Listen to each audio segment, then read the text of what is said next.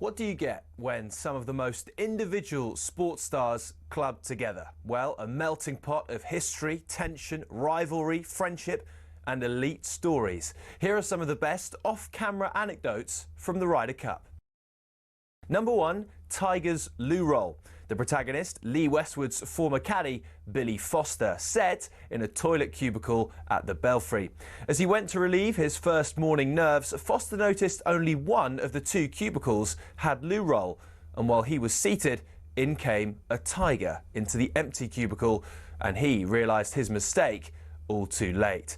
So Foster took some paper, reached under the cubicle with a rescue offering, and as Tiger went to take it, Foster uttered the words, "Europe, 1 up."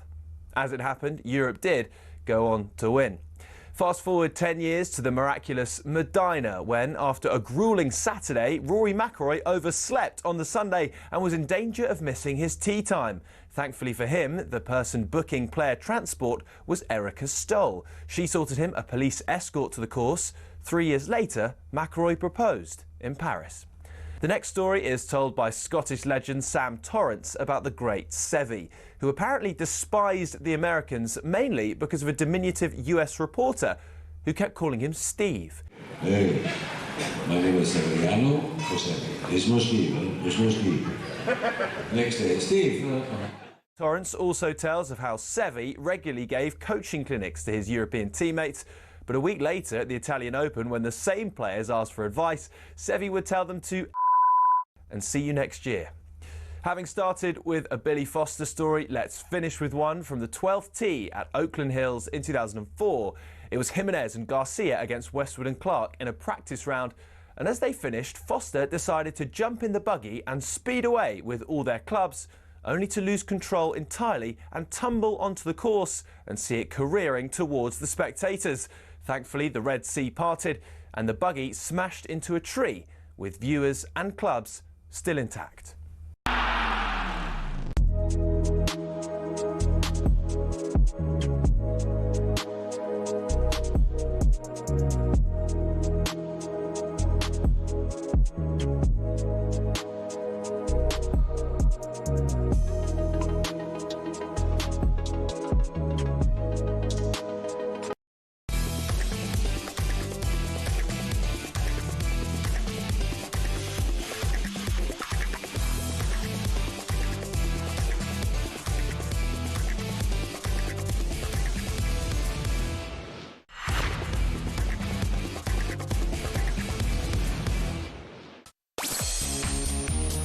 Hello, good afternoon. Welcome to Drive on talkSPORT. It's me, Andy Goldstein Darren Bent here, everyone. It's Darren here, by the way, Darren Bent. Oh, my goodness gracious me. Great night for Everton. Honestly, no. Shut up. Hey, oi. Bye, Jingo. How you We've got a feeling? show for you. How you gonna go grim to get slapped up like that? On national TV? We're not doing that today. We ain't got time. Champions League draw. We're talking Everton. Whap! Woo! Shout out Grimsby, man. Great fish. Are you finished? Great fish and chips. Haddock and chips. We had it. And we had a mayor. On today's show, we'll ask whether there is any way back for Manchester United's manager, Ruben Amorim, after that blank show last night. We'll also be joined by, this is brilliant, one of Grimsby's goal scorers from last night. You've set that up. Well done for getting a guest, Benny. Why don't you manage to do that? Do you know what, though? Hey, one of the most important guests we've ever had. I know, how have you managed to, you went out your way at like 8:01 this morning. The text is going, I've got the goal scorer. Brilliant. Charles Vernam will be on today's show. Yeah, because, hey, listen, it's very important. The magic of the League Cup. Well, look, Grimsby, go on the boys. Concentrate on the league now.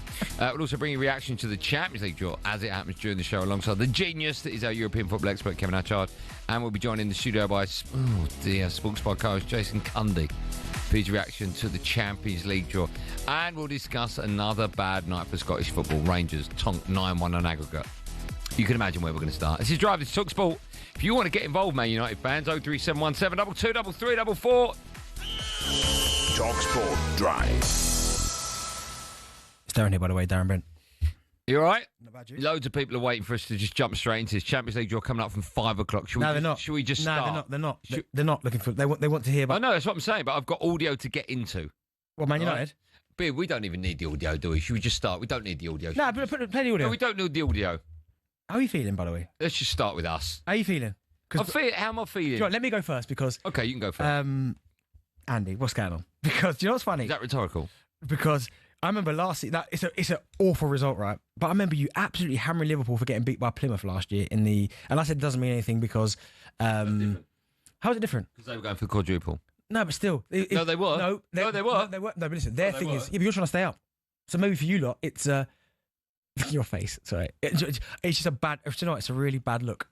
Like, and there's a number of things, but I want you to have your rant first because I'm looking at your face over there, and your face looks like you're on the verge of crying, No, I'm not crying. or you're really angry. But I'm furious. Yeah. But I mean, the performance last night is shocking. The goalkeeper performance is appalling. Your new signings, I mean, I'm not quite sure what's going on there. Yeah, Grimsby. Do you want me to go? Do you know what, though? It's one of them things, right? Don't you think it's one of those things where you almost know it's going to happen? Yeah. Because of the situation at Manchester United, even though you look at it and go, they should beat Grimsby, you just know when your club's going through that kind of... You shouldn't lose that game. You shouldn't, but these things happen. Do you want me to go? Here we go. Can't wait for this. Okay. I don't really know where to start other than by just dissecting the garbage that I saw last night. So, number of problems from my perspective as a Man United fan. Why are we playing back five against Grimsby? Right, question number one. Why is Mason Mount playing left wing back? Why is Ruben Amorim sat in the dugout with, I can only describe it as tactical magnets. I don't even know what that... No manager on the planet with a team like Man United should go to Grimsby and need any kind of magnet to work out what he should be doing, right? Shesko taking the 10th penalty. The manager not watching the penalty. No, but I haven't got a problem with that. Hold on. Let me have my rant. Just quick. Let me interject. I have not got a problem with the manager. Okay, you should watch it. You should watch. No.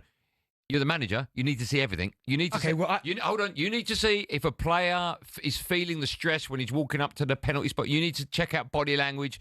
It's your team. You should be looking at every single aspect. If you're 9 years old and I can't better look, then you're not cut out for the job, right?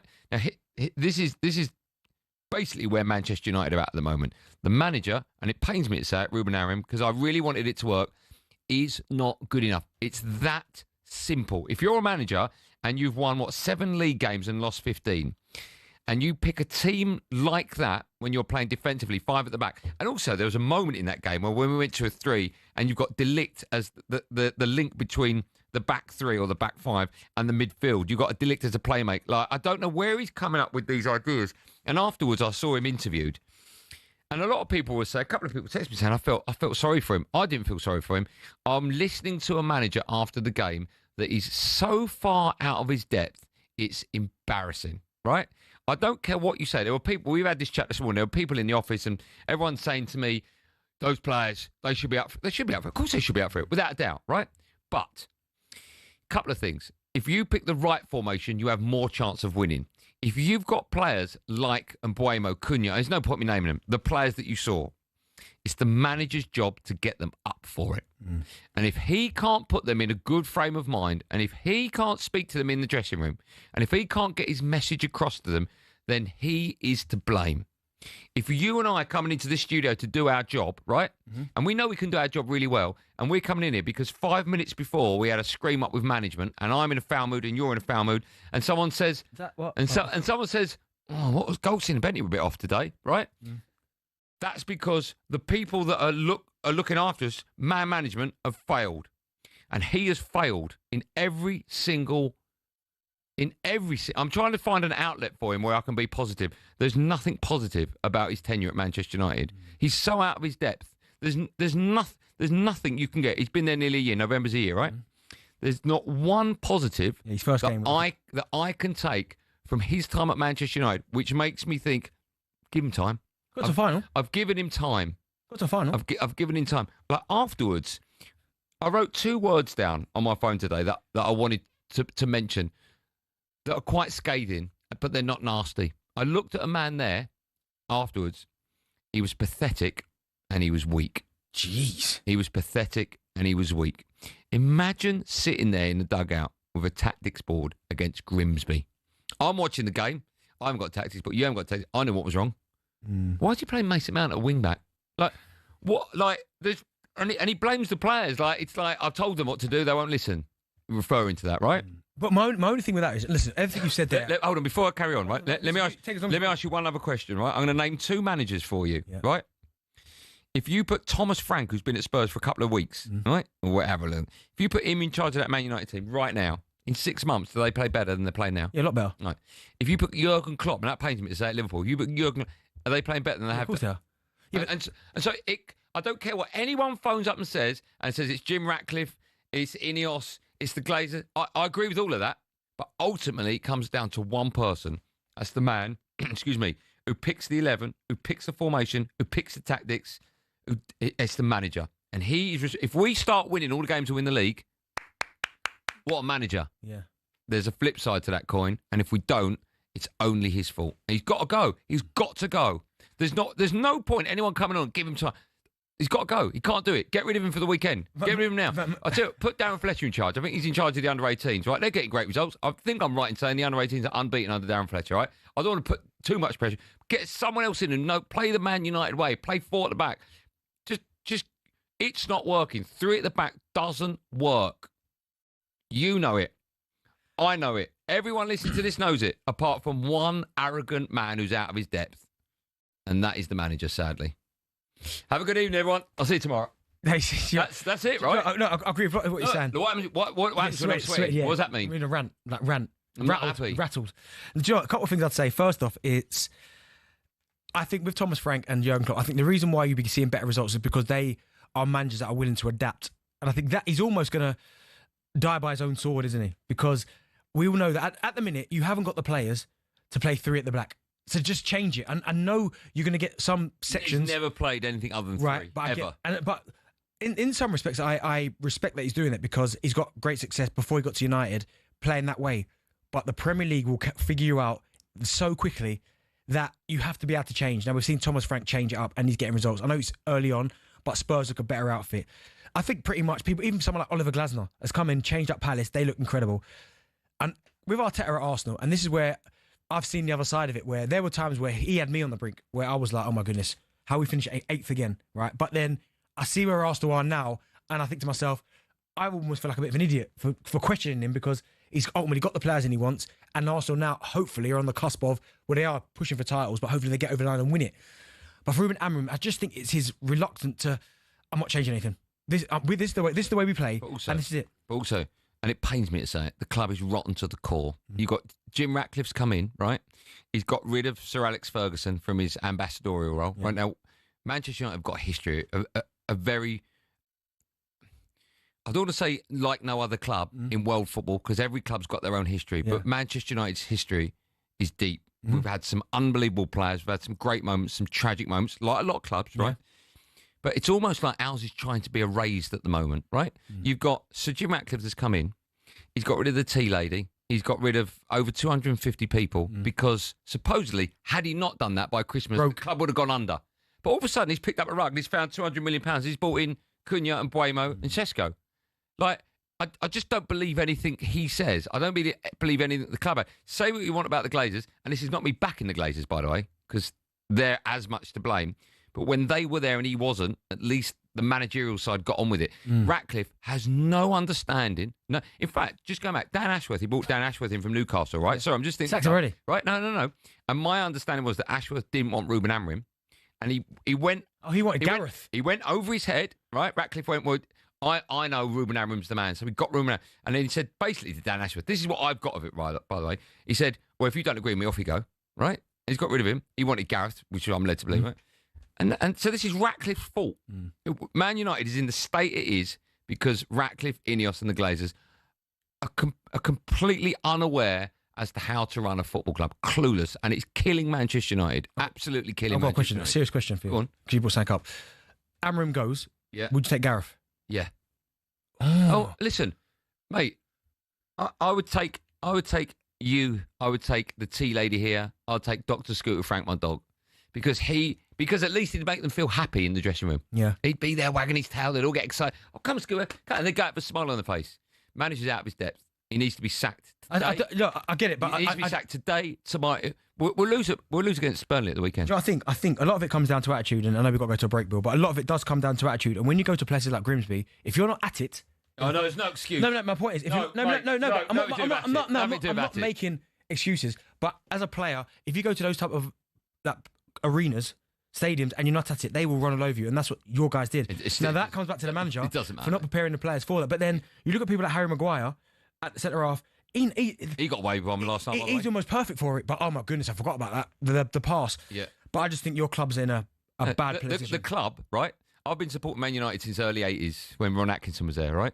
This is without doubt the worst shape the club has ever been in. And I would say, I'll go so far as to say, while Ratcliffe, Ineos and the Glazers are there, Manchester United will never, ever win the Premier League. Ever.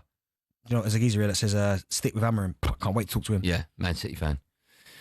I'm sweating. I need to calm down. I need some water. I'll have one in just a moment. Do you want to amend your bet? Do you want to bet on anything? Yeah, I do. Yeah, I'll cash out. Cesco versus Well, he scored a penalty last night. Yeah, take it Over. honestly. Number 10, why did he take this? No, but do you know what? By the way, that was Ruben Amorim's. I get that. Sorry, decision, Bill. apparently. My only thing, I don't mind managers not watching the penalties because when I was at Sunderland, watching. listen to me, Steve Bruce, Man United legend, he never watched penalties.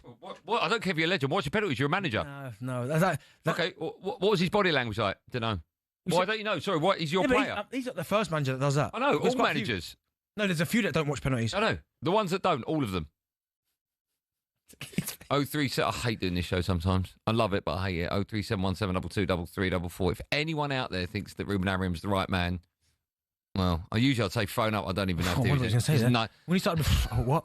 that as well. 03717223344. Come on National Radio to talk about Manchester United, the club that is on its knees.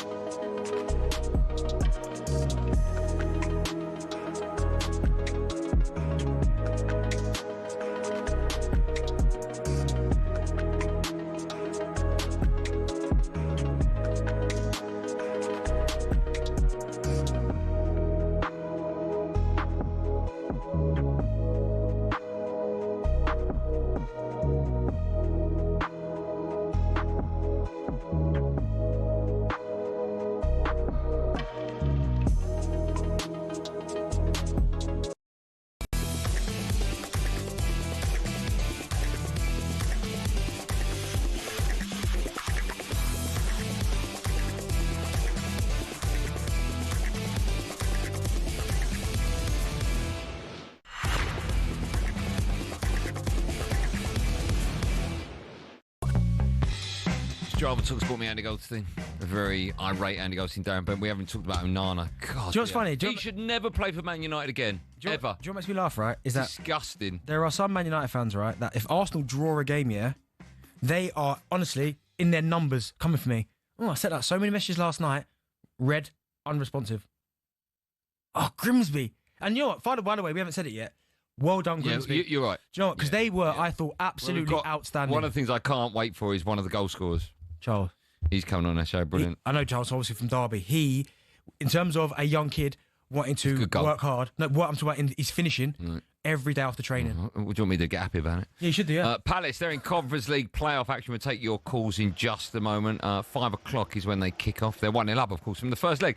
Watching for talkSPORT is the Moosey and Abrahams. Hi, Moose. Hi, yeah, Jean-Philippe Mateta's goal a week ago at Selhurst Park gives them a slender lead on an artificial surface. Only 3 changes for the weekend. Out go Hughes, Mitchell and Devaney. In come Lerma, Kamada and Sosa. So Henderson's in goal, back 3 of Richards, Lacroix, and Gay. He does play. Munoz at Wharton, Lerma and Kamada across midfield. Front 3 of Sarr and Sosa either side of Jean-Philippe Mateta. Palace have to get a good result here, otherwise they won't get to the group stages of the Conference League. Draw for that is tomorrow. It's Fredrikstad against Palace. We start at 5. Thanks, Moose. Right, let's talk all things Man United. 03717223344. You've heard my rant. I wonder how you, the United fans, are feeling this morning. Sorry, I've got someone who's messaged me, who never really messaged me, but basically they support a completely different team, but they're just like, can't wait for 4 o'clock. They're not doing nothing else till 4 o'clock. To hear you. I can't wait till 7 o'clock. Get out of here. Roy's a Man United fan. Hi, Roy. Hello, fellas. How you doing? Oh, I've had better days. How are you? Oh, just the same, mate. I tell you what, this player in charge, it just annoys me. United are going for these big names around Europe, and it just proves he is totally, absolutely out of his depth. He's been here nearly a year now, and it's abysmal. It's abysmal. As far as I'm concerned, we need someone like Glasner from Palace. Sorry, Roy, my only thing is, right, is that, and I understand where you're coming from, because since he's come in, he's had no impact whatsoever. I think the optimism and the hope was all there. Everyone was quite, because he spoke really well, everyone was like, right, it feels like a change. Because nothing has changed, and you then... worse, actually. Yeah, and then you sack another manager. Where do you go next? You go for someone like Oliver Glasner, because what Amorim's doing, you can't see an inch of headway since he turned up for the club. You cannot see anything. He won't change his system for nothing. You've got to adapt. It's not like playing in Portugal. You're in the Premier League. Do you know what? When you say won't change his system, I don't think he can, right? You know, we used to have a pop about Big Ange saying he's got one game plan and one game plan only, right? And in the end, Spurs were appalling. They got rid of him. I know they won the Europa League, but they got rid of him. And now they, all of a sudden, after, 2 games, Thomas Frank's been in charge, 3 if you count the Super Cup, they look like they've got a bit of shape. They understand what they're doing when they've got the ball when they haven't. I don't even think that if he turned around and said, I'm going forward back against Burnley, we still would look clueless, because the manager doesn't know what he's doing. He's out of his depth, sadly for him. I'm sure he's a lovely bloke, but he is way, way, way out of his depth. He has not got a clue what he's doing. He can't adapt during a game, and you have to adapt during the game. It's incredible. I've got to go to work in Grimsby in a minute. I'm going to get thrown at me right, left and centre. Good luck with that. Thanks for your call. Let's go to Ben. He's a Man United fan. Hi, Ben. Hi, Andy. Hi, Benty. See, this is the one I wanted to listen to. Go on then, Ben. Thank you, Benty. So, last week, Andy, usually I agree with you, but last week you were giving Benty pelters about United being the better team against Arsenal. So the system worked then, even though the result wasn't right, and we should have had a penalty and all the rest of it. The system worked then and nobody had a problem with it. But I remember a couple of months ago... Hold on. Multiple times. Okay, go on. We've said on this show that United are a shambles because we keep changing the manager. We keep changing the manager, and then we throw a load of money into a new manager's project, and then the new manager after that has to pick up the pieces with players that aren't suited to their system. So which is it? Do we go with the media narrative of get rid of him? Get rid of him as soon as he's lost 3 games. No. Get rid of him after he's lost 15 and only won 7 Premier League games. So how long do you give him before you start seeing any progress? Well, Thomas Frank's been at Spurs for 2 games and they look completely different. Oliver Glasner's turned Crystal Palace into an FA Cup winning team. Are you telling me in 10 months, I'm asking you the question, are you telling me in 10 months you've seen enough to convince you that he's the right man? Because I haven't. I don't think it's as one-dimensional as you make it out to be. I think he's had to deal with a lot more off the field than any manager. Yeah, but on the field, he gets everything. It's very difficult for a manager to come in and get everything wrong, and he's done that. He's got nothing right, nothing. Tell me what he's got right. So I'll give you a list. I'll give you a list of about 30 things that he's got wrong. Right, playing 3 at the back, picking Onana, playing Mason Mount at left back, playing the wrong formation, making the wrong substitutions, using Dillit as a make-way between defence and attack. I mean, the list goes on and on and on. You tell me the things that he's done right. I'm not saying the system's perfect, but have we seen it with the players that he needed, like Cunha, with Mbeumo? Oh my God, we just lost to Grimsby, mate. We just lost to Grimsby.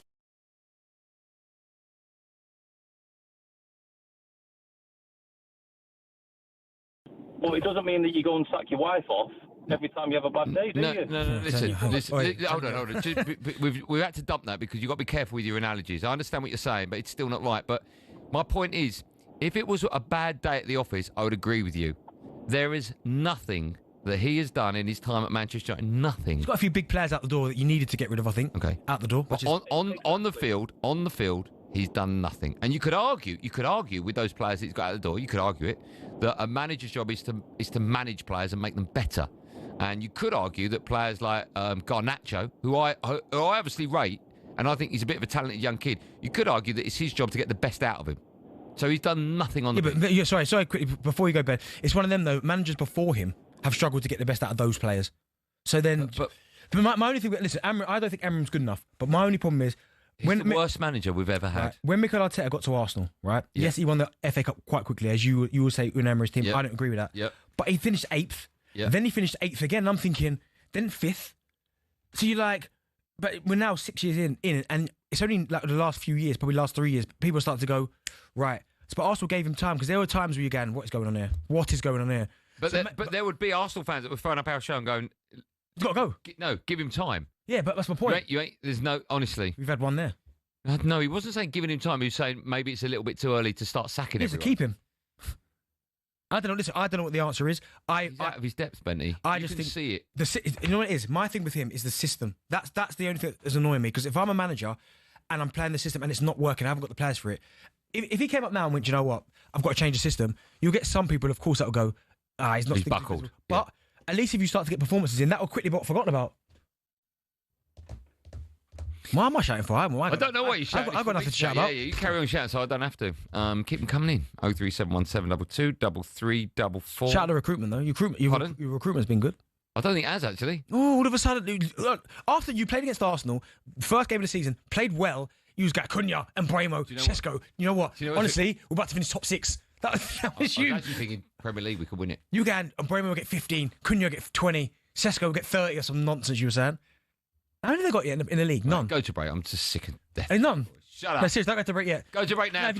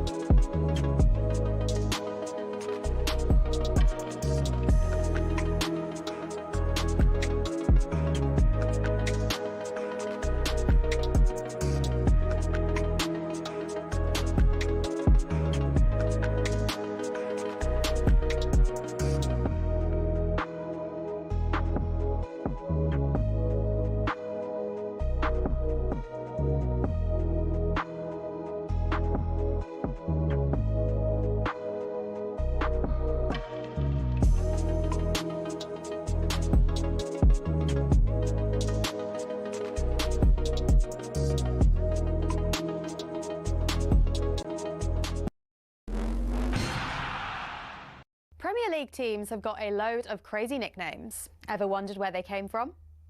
Some are pretty straightforward. Arsenal are the Gunners because they were founded by a group of munitions workers, and Bournemouth are the Cherries because their old stadium was built right next to a cherry orchard. Then there's Everton. They're dubbed the Toffees, but why? Well, because when the club was formed, just down the road there were 2 local toffee shops. Ipswich Town nicked their nickname off their opponents in the late 90s, Birmingham. The term Tractor Boys was chanted as a way to tease the team about their farming background, but they started using it themselves as a way to cheer on the team in victory instead. Take that, Birmingham. Let's head to Leicester, famous for more than just a red, well, orangey cheese and Jamie Vardy. Leicestershire's also the birthplace of fox hunting, hence the Foxes. Crystal Palace's nickname came from an extreme makeover. They were having a nightmare run in the 70s, and when they were relegated, their manager, Malcolm Allison, wasn't having it. I know what will make us better, he thought, a new nickname. The Strong and Deadly Eagle sounded like a pretty good bet. And there's more to that story. Brighton used Palace's nickname to inspire their own. Ooh, bird, they thought. Let's just pick a different one for us. And so, in a heated match between the two teams back in 1976, when Palace fans began chanting "Eagles, Eagles," Brighton fans had the perfect reply: "Seagulls, Seagulls." So next time the away end's chanting their crazy nickname, you'll now know exactly where it came from.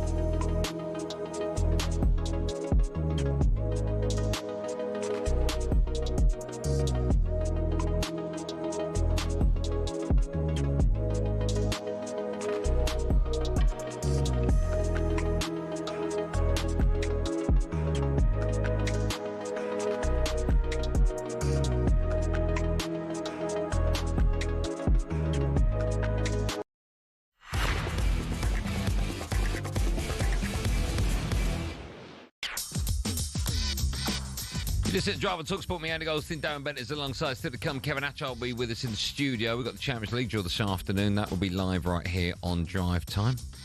But now you'll be pleased to know we are carrying on discussing Man United. But it's time to give the other half, Grimsby, lots and lots of credit. Joining us now is a goal scorer from last night, and I'm guessing a horrible man as well, and one of the heroes. It gives me great pleasure to welcome to the show and say hello and good afternoon. Welcome to Drive Time to Charles Vernam. Charles, good afternoon to you. Hi, Andy. Hi, Benty. Thank you for having me. Charles, listen, I couldn't think of another guest I'd rather have on my show today, if I'm being honest, Charles. Yeah, I can imagine. Hey, listen, all jokes aside, firstly, congratulations on one of the greatest upsets, not just in League Cup, but in English football. It really was outstanding. When did you realise that it was going to be your night? Was it one of those moments where until the final whistle was blown, you didn't really believe it was going to happen? Or did you think as the game ebbed and flowed that it was yours to lose? I think from the start of the game, really, I think we started really well. We didn't go into the game with any fear at all, really. We believed that there was always a chance, and I think a lot of us went into the game with the attitude of why not us and why not tonight. And the reason that so many cameras were there were because they sensed the potential upset. So when we started quick, we got on the front foot. We had a couple of early half chances, and once you get a goal up, all of a sudden you start to think, do you know what, this could be us, and get to 2-0. And yeah, I thought we were excellent. Of course, we conceded 2 goals, which is frustrating, but then to bounce back and to go through in penalties in that style, it just probably topped off. Pretty magical night, really. We'll talk about your goal. It's a great goal, by the way. We'll talk about that in just a moment. I'm just curious, when you're on the field, and you're obviously aware of the problems that Manchester United have got on the field and off the field at the moment, Did you feel that they were there for the taking? Could you sense maybe their body language wasn't as up for it as yours? I think we probably enforced that on them a little bit at the start of the game. We had incredible backing from our fans. We started quick, and we knew we had to because they've got phenomenal players. They might be going through a difficult spell, but they played well against Fulham. They were probably unfortunate in the Arsenal game not to come away with a point, but they were performing well. So we knew that they had sort of exceptional talent, and if we weren't up to matching them physically, especially, then we would struggle. So we had to do that, and then at the end of the day, it's about us being brave and taking the game to them. Charles, nice to speak to you, mate. Congratulations last night. I mean, that performance last night from all of you was absolutely fantastic. But does that show where Grimsby are this season? Because you've got off to a fantastic start, you're still unbeaten, and that confidence really shone from the very first whistle. Yeah, I think so. And in those games, I think some people maybe think because we're a League Two team, we play in a certain way. But since the gaffer's come in, he's sort of instilled this confidence that we can go toe-to-toe and we can play what we see as proper football. And we try and build it as best we can. We try and sort of get into sort of overload situations, and we've got technically good footballers who can match it physically as well. So I don't think it had to be any different with it being Manchester United. There's no point us practicing for the past 18 months and under the gaffer and changing what we are. So for us, it was just about matching it and mixing it with them. And fortunately, we came out on the right side. Let's talk about your goal, shall we? I mean, it was brilliantly taken. There are some people questioning the goalkeeper, but I think if we do that, we take something away from what was a great strike and a great moment, not just for Grimsby, but for yourself as well. How did you feel when it went in? It was surreal, to be honest. Of course, you practice, but in those moments, in those games, you never know if you're going to get a chance. And for it to come that early, the ball across was brilliant. I half thought about taking it first time, but saw that had a bit more space, took it down, and then the rest just sort of takes care of itself. When you're in that moment, you're in that flow. I'm sure Benty knows as a goal scorer that it just sort of happens. And as soon as the ball hit the net, our families were all sat in that corner. So wow. Managed to go and celebrate mum, dad, granddad, fiance. It was just an amazing moment and one that will live long in the memory. Giles, you know what was nice to see about that goal and why, when I was watching it, it made me smile? Because I remember, obviously, when I was at Derby with you being one of the only kids I could remember that was in the dome when I was in there doing your extras before training, after training, working with the goalkeepers. So when it went in, it almost felt like it was such good to see that you've obviously got that in that moment there. You've gone ice cold, you've scored. But to me, it wasn't really surprised that you did score because I'd seen how many hours you used to spend in that dome practicing over and over. And to some people, they might think, well, why is he doing that? But it almost felt like you scoring that goal last night made all those hours that I saw you in the dome worth it. Yeah, no, I appreciate that, Benty. It's something that, as a professional footballer, I've always prided myself on sort of my work ethic. And if I'm not the best player, then why can't I be the hardest working player? And like I say, nights like last night are a sort of culmination of that. And I've had a difficult time over the past couple of seasons with injuries, but that moment sort of makes you forget it all and you do it all over again just to experience that night. But not just for me, but for the team, the fans, the staff, everyone associated with Grimsby Town, because that is such a massive night and no one can ever take that away from us. Charles, let me ask you about the Man United goalkeeper, Andre Onana. I mean, we've seen in the past he has a problem with crosses. I would imagine that was a discussion that you had with your manager before the game, that you would target his weakness, because a couple of times when you had corners, they were in-swingers and they were going to the back post and you were trying to get under the crossbar. Was that a discussion you had with your manager about the weakness of Manchester United's goalkeeper? We did our homework, of course, but we do for every team that we play. It was no different with it being Man United as it was for the weekend before against Accrington. So it's nothing new, but it's something that we definitely practice on, and we come up with a plan for every team. I know that before the game, we saw them warming up and they were practicing set pieces. Whether that's something they do regularly, I'm not sure, but it gives you a little bit of confidence going into the game that they were worried and they were concerned about that area. So we were able to take advantage of it and sort of not going to speak about their individual players because they're all extremely talented individuals and worth millions of pounds. But if we can sort of find one weakness, then why would we not try and exploit it?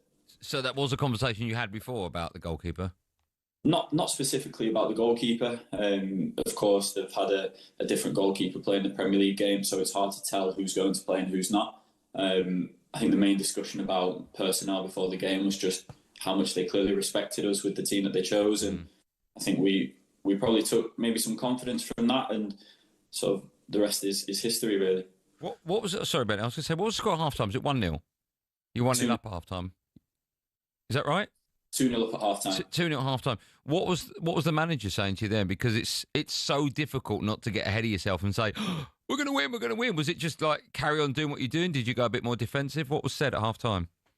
No, I think from the start of the game, we sort of set ourselves little milestones, little targets. So can we get to 5 minutes? Can we get to 10 minutes? And then ultimately, can we get to half time 0-0? Of course, we go beyond probably our wildest expectations and we come in 2-0. But it was never a case of, right, let's sit back. It was keep on doing what we're doing, because we're causing who are and have been in the past one of the biggest teams in the world and biggest teams in the Premier League a lot of problems. And it wasn't really up to us to affect that. It was up to them to find a way to change it. Of course, as the game goes on, they bring on exceptional talent, exceptional players. But for us, that's just another massive sort of tick in a box that we've made them do that, and we've forced them into changes. Sort of Fernandes coming on, it's a massive feather in our cap. Charles, I've got to ask you, right? So I was watching the penalties, and I don't know if this was by accident or it was a plan by Grimsby, but I felt like most of the penalty takers were left-footers. Now, I might be reading too much into it, but it just felt like every penalty that you guys took, it felt like a left footer coming up. Now, was that by accident or was that planned?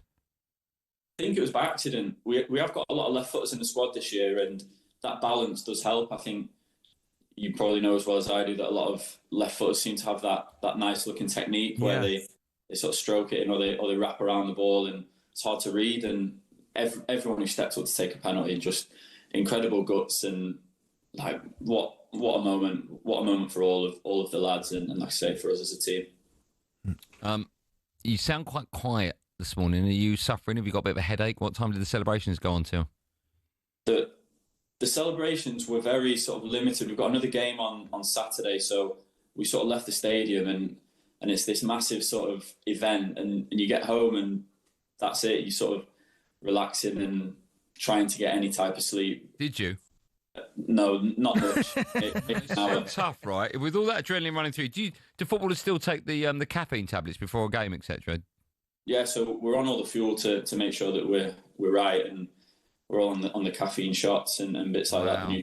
And you have that at 8 o'clock, then you've not got much chance of any sleep. But I had plenty of re-watches of the goal to keep busy. Come on, honestly, how many times have you watched that goal? It's been on repeat, and I'm not ashamed to say it. It's been on repeat. I can't stop watching it. Rightly so. Just to know if it was, just to think, like, was that even me? Did that really happen? But can I just ask, talking of goals, right? You scored a goal that was ruled offside because it flicked off Harry Maguire's foot. Some people, including me, think that should have stood. What was your view on that goal? I'll be honest, I didn't see it at the time. I didn't see it in live. I'd come off by then, so I didn't see it. Now you have. Yeah, it looked tight. Yeah. It looked tight. I think without VAR, it's always hard to tell. You know, when you get the lines in it clears it up. But it would have been 3-0, and then at 3-0 you probably feel like you're pretty safe. But yeah, it's again just an amazing night. Yeah. Incredible. Well, listen, well done. It pains me to say it, but there's no coming away from it. The better team by far won on the night, so it's thoroughly deserved, and I'm really pleased for you. Will you pass my congratulations on to the manager and the rest of the players, because you were outstanding. They were halfway through the commentary, I can't remember who it was, that they said if you just started on the telly and you didn't know who was a Premier League side and who was in the fourth tier, you think Grimsby were the Premier League side, and they were bang on. Whoever said that, I can't remember. But you played Man United off the park. There should have been only one winner last night, and it was Grimsby. So well done on that. No, thank you. What I would say about the Man U players just before we go, they were all extremely respectful. I know they've been through a difficult moment on that night, but they all made sure that they stayed. Every player of ours got a shirt, and I think after a tough night for them like that, it shows a lot of sort of respect to us. So we're grateful to that as a group. Charles, whose shirt did you get? I got Casemiro's. Nice. So few Champions Leagues. One to remember the night by. You didn't want Onana's? You're horrible, you are. No comment. Hey, listen, a real pleasure. Congratulations again. Enjoy the rest of the day. Good luck. You got Sheffield Wednesday next round. Good luck with that. Thank you very much. Cheers, guys. Charles. Top man. What a lovely fella he is. Yeah, nice. Speaks incredibly well. I'm telling you, mate. Honestly, he was one of the only kids I remember that was in that dome when I was in there working on his finishing all the time. Look, he's scoring the first goal against Man United. Look at you. What are you doing? What are you doing with your life? Hey, done that a few times, mate. You have done that more than a few times. At Old Trafford as well. Well, all right. Everyone's done that, Old Trafford. In about 12 minutes' time, we'll welcome Kevin Hatchard into the studio. We've got the Champions League draw coming live on Drive on talkSPORT. Quickly, what pot you in? What pot you in so I can just put you... Oh, you'll be in a pot in a minute.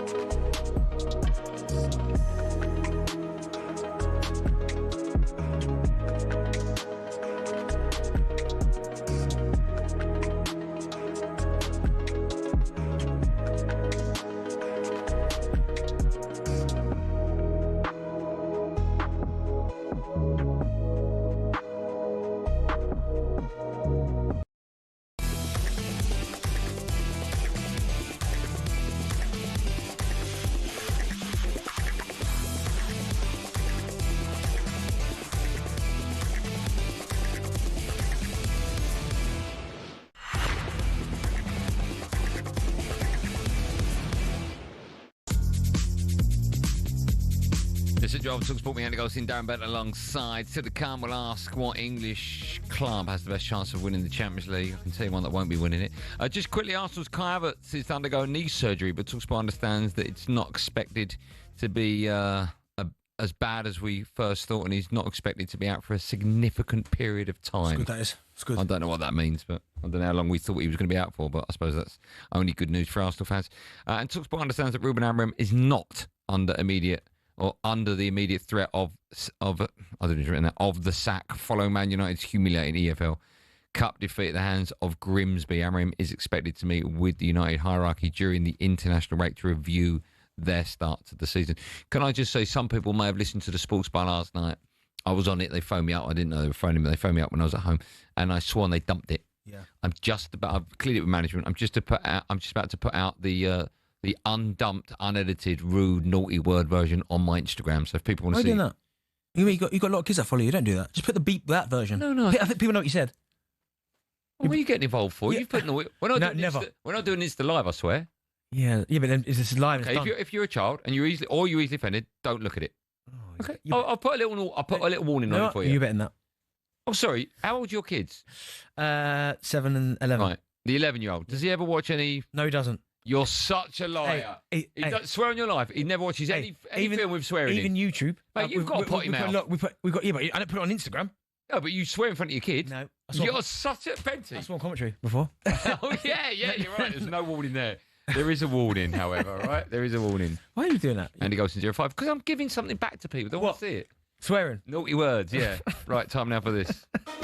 Paddy Power on talkSPORT. With Paddy's Super Sub, your new bet rolls over to the new player coming on. T's and C's and exclusions apply. 18 plus, begambleaware.org. Yeah, it does contain naughty words, kids. Right, time now for today's bet builder with our friends at Paddy Power. Welcome to the show, Lewis Richards. Lewis! Oh, that's a shame we can't hear him. Liverpool fan. Gutted about that. Usually gives you a bit as well. Well, he's probably giving me a bit there, but what a shame we can't hear. Lewis, can you hear us? I can. Sorry, that was stuck on mute. I was just asking. I'm hoping that you're doing all right, mate. I bet you're getting a lot of stick today.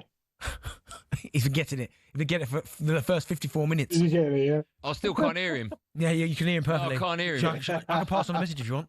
Yeah, you can, yeah. I'll write it down, though. I don't want to... Lewis, thanks for coming. I'm really pleased that we've got a Liverpool fan on the show. It's very kind of you. We are looking forward to Saturday afternoon in the Premier League. Leeds playing Newcastle at Ellen Road. Can you remind us how the bet builder works, please, and the charity that may benefit if we get it right? Of course. So think of a bet builder as your classic hacker. You're not confined to multiple games. Bet builder is all confined into one game. So you pick in multiple legs, player to score, shots on target, corners, etc., putting it all into a bet builder. Super Sub's always there with Paddy's if you need it to assist. And the charity that will benefit today is the Attitude Foundation if we get a winner. Okay, fingers crossed we haven't had one yet this season, but it's early days. A 5-leg bet builder. These are our picks. I've gone for BTTS, both teams to score. 6-10 on this one. I think home advantage will be massive for Leeds. They only allowed Everton one shot on target, which I thought was pretty cool. But Newcastle, they're a different animal for me and should be looking for the win. But with the Leeds fans behind them, this does look a good shout. I think there'll be goals. Okay. I've gone for over 2.5 goals. Yeah, 8-11 there. So if we're saying both teams are going to score, we only need one more. Again, after Monday, Newcastle will be desperate to get off the mark. Excuse me. And pick up their first win. And Leeds will want to continue to make Ellen Road a bit of a fortress. So looks good. Okay.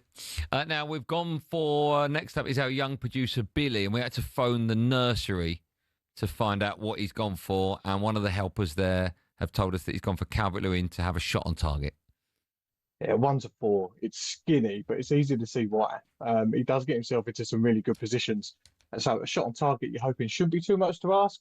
Saw a clip of the game midweek and he'll be desperate for a goal because he looked like he missed a few chances. Okay.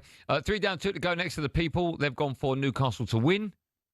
11-10. Like, you think 11-10 for a team to beat a promoted team was a bit of a banker. But after that game on Monday, Newcastle looked to be missing quite a fair few players after that brutal match. So I'm always happy to be on the side of the people, but this is probably the only selection I'm a bit wary of in this bet builder. Okay. I thought you were having a pop at Bentley there for a minute. And the last selection is yours. What have you gone for? I have gone for Guimaraes to commit a foul in each half at 17-10. He looked really frustrated on Monday with the officials. But whether that's going to carry over or not, you don't know. But as captain, he'll be desperate to get that first win. He's made 6 fouls already, so he's averaging 3 a game. So to get 1 in each half at 17-10 looks a bit of value. Okay. Before I let you go, can you just confirm the odds and value of the charity bet, please? My head is all over the place today. If you confirm the odds and value of the charity bet, that'd be great. It was just under 11-1, so it's £109 to the Attitude Foundation if we can get this one in. Lewis, fingers crossed, always a pleasure. More so today, of course. You've been a Liverpool fan. Thanks for coming on. Have a good day. We'll speak to you in a bit. Good luck with the rest of the show, mate. Thank you, I need it. Thanks, Paddy. There you go. That's Paddy Power's bet winner for today. Minimum odds 1 to 5, play 80 plus. Big Gambler Dog. Paddy Power on talkSPORT. With Paddy's Super Sub, your new bet rolls over to the new player coming on. T's and C's and exclusions apply. 18 plus. BeGambleAware.org. Now, of course, when we come back, it will be the start of the Champions League draw. You remember that 36 teams all in one league. Everyone plays everyone, but no one really plays everyone twice. But you play one team home, then a different team away. But then English teams can't get drawn to get. You know, me neither. Kevin Atchell will be in the studio to explain more. The Champions League draw live on Drive on talkSPORT after this.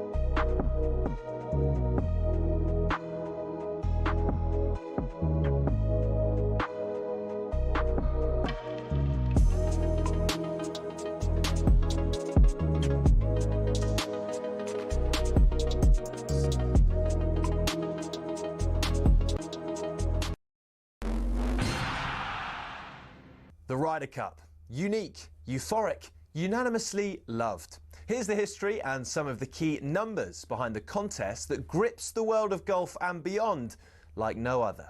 The first edition was held in 1927, where a Great Britain team arrived by boat to play in Massachusetts at the Worcester Country Club. Originally, the competition comprised of 4 foursomes and 8 singles, with 4 balls not introduced until 1963. In the first 22 editions, when it was just Brits and Irish against the US, America only lost 3. So, in 1979, in came the rest of Europe, including the future 5-time Ryder Cup winner, Seve Ballesteros. Since Team Europe was established, the head-to-head reads Europe 13, USA 9.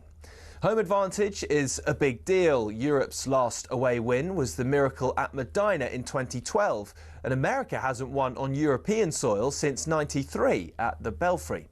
It's accepted that both teams tailor their home courses to suit their own players. For example, in Paris in 2018, Thomas Bjorn asked for the rough to be kept extra long beyond the green to target the big booming American drives. 10 years earlier, Paul Azinger did the opposite, and the Valhalla rough was trimmed right down. On both occasions, the home side were resounding winners. So what about the money? The most recent Ryder Cup in Rome drew in a record 271,000 spectators and boosted the Italian economy by €262 million. In the US, the PGA America TV deal with NBC is worth $440 million. But no Ryder Cup revenue has ever gone directly to individual players. That's until now. In 2025, for the first time ever, the US team will each receive a fee for playing in New York. Of course, in Rome, legend has it Patrick Cantley refused to wear his cap because he wasn't being paid to wear it, though he insisted it simply didn't fit. Either way, Team Europe have made it clear they're more than happy to keep playing for the sheer thrill, joy and prestige of the Ryder Cup.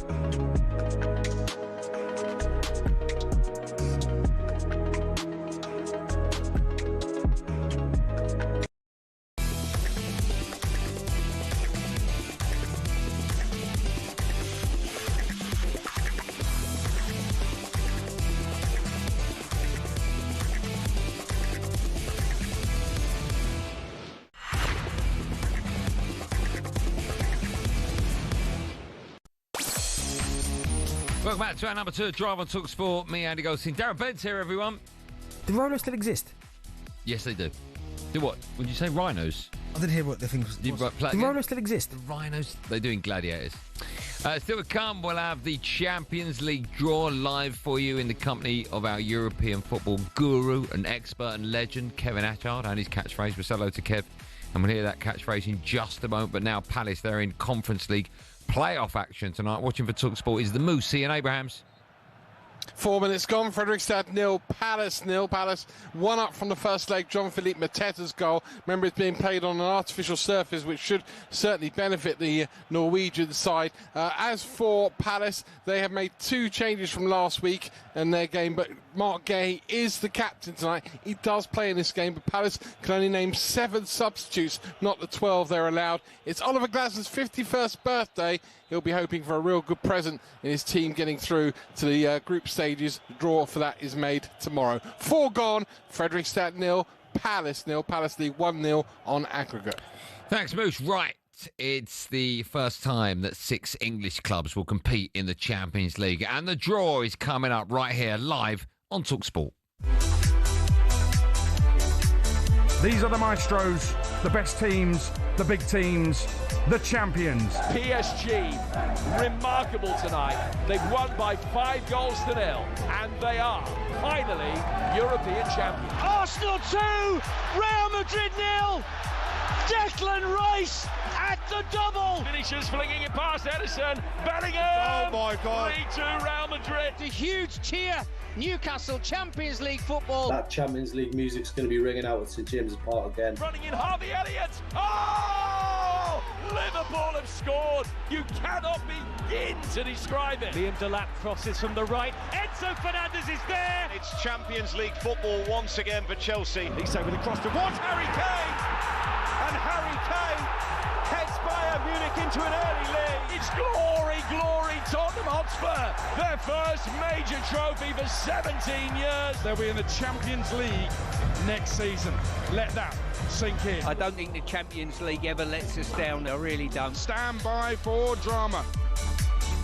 Drama indeed, yes. Between now and 7 p.m, myself and Benny will be bringing you the latest from the Champions League draw. And we're delighted to say that Kevin Hatchard is also alongside us this afternoon with his expertise and, of course, his catchphrase. Hello, Kevin. How are you? How are we, chaps? We well? Yes. Oh, sounds even better in real life. We are very well. How are you? Really good. This is like Christmas Day. It is really exciting because I do believe, and I've said this for years, the Champions League, especially towards the back end, is the best our sport has got to offer, certainly in the club game. I think the quality is so high.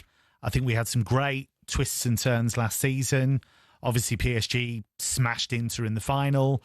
That was a story in itself. And And I just think there are so many teams, I look at it, who could win it. I think it is wide open. I think it's a really exciting tournament. I should point out that the first part of the draw today is scheduled for 5:31, so 24 minutes time. So we'll of course chat with you up until then, and then as soon as the names are being drawn out of the hat or the ball's out of the bowl, however they do it nowadays, we will keep you up to date with every single name that's pulled out of the hat.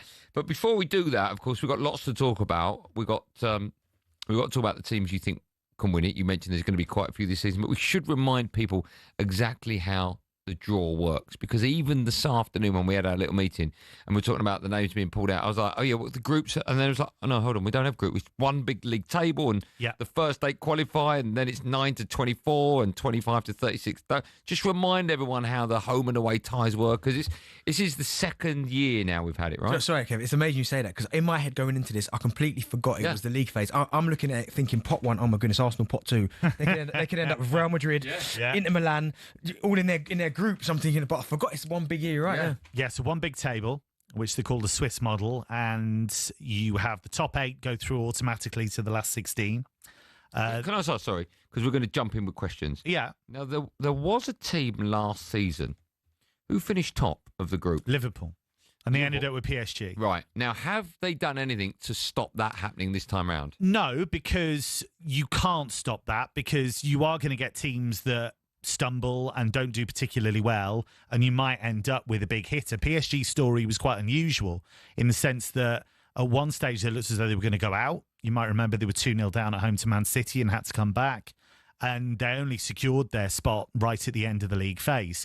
So that just is what it is. What they have done is they've tried to make it fairer for the teams that finish first and second in the league phase, in the sense that you will get guaranteed home advantage all the way through to the final, whereas that wasn't the case before. They had separate draws. Sorry, in the knockout stage, you mean? In the knockout stage. You're so guaranteed let's say to get home. Okay. Yeah, and what we mean by home advantage is you play the second leg at home. So let's say, for the sake of argument, PSG finished top of the league phase. They are guaranteed in every round, as long as they make the final, from then on, to be at home in the second leg. So they've looked at that and they've thought, right, that wasn't fair. That's how we tweak it. In terms of who you're going to get, that's just sport. You might end up with, a draw that doesn't feel particularly fair. Okay, so I interrupted you. So just go back to what you're saying. So top 8 go through automatically. Yes, and then what happens is the next 16 teams all play each other in playoffs for the right to also be in the last 16. So if you finish in the top 8, you basically get a round off. And so you get the gap in the schedule in that way. And then the teams that finish below that top 24, that's game over for them and they're out. There's no drop downs. Nobody goes into the Europa League. That's it, game over. Now, how this works is every single team plays 8 games. They will play 2 teams from each pot. So 1 from 1, 1 from 2, 1 from 3, 2 from each pot. Just say that again. So you play 2 teams from pot 1, 2 teams from pot 2, 2 from pot 3, and 2 from pot 4. And what happens, therefore, is you would have one of those at home and one of those away from home. Now, what's interesting about that is it used to be you play teams twice.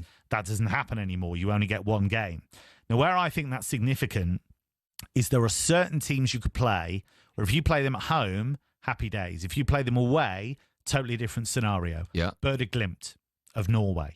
We know how difficult. Tottenham did brilliantly, actually, there in that semi-final. I thought you were going to go with Real Madrid. Yeah, Bodø. Yeah. No, but the reason I pick out Bodø Glimt is they've got the biggest differential, I think, between going to the edge of the Arctic Circle and playing on their artificial pitch rather than playing them at home. Oh, I see, okay.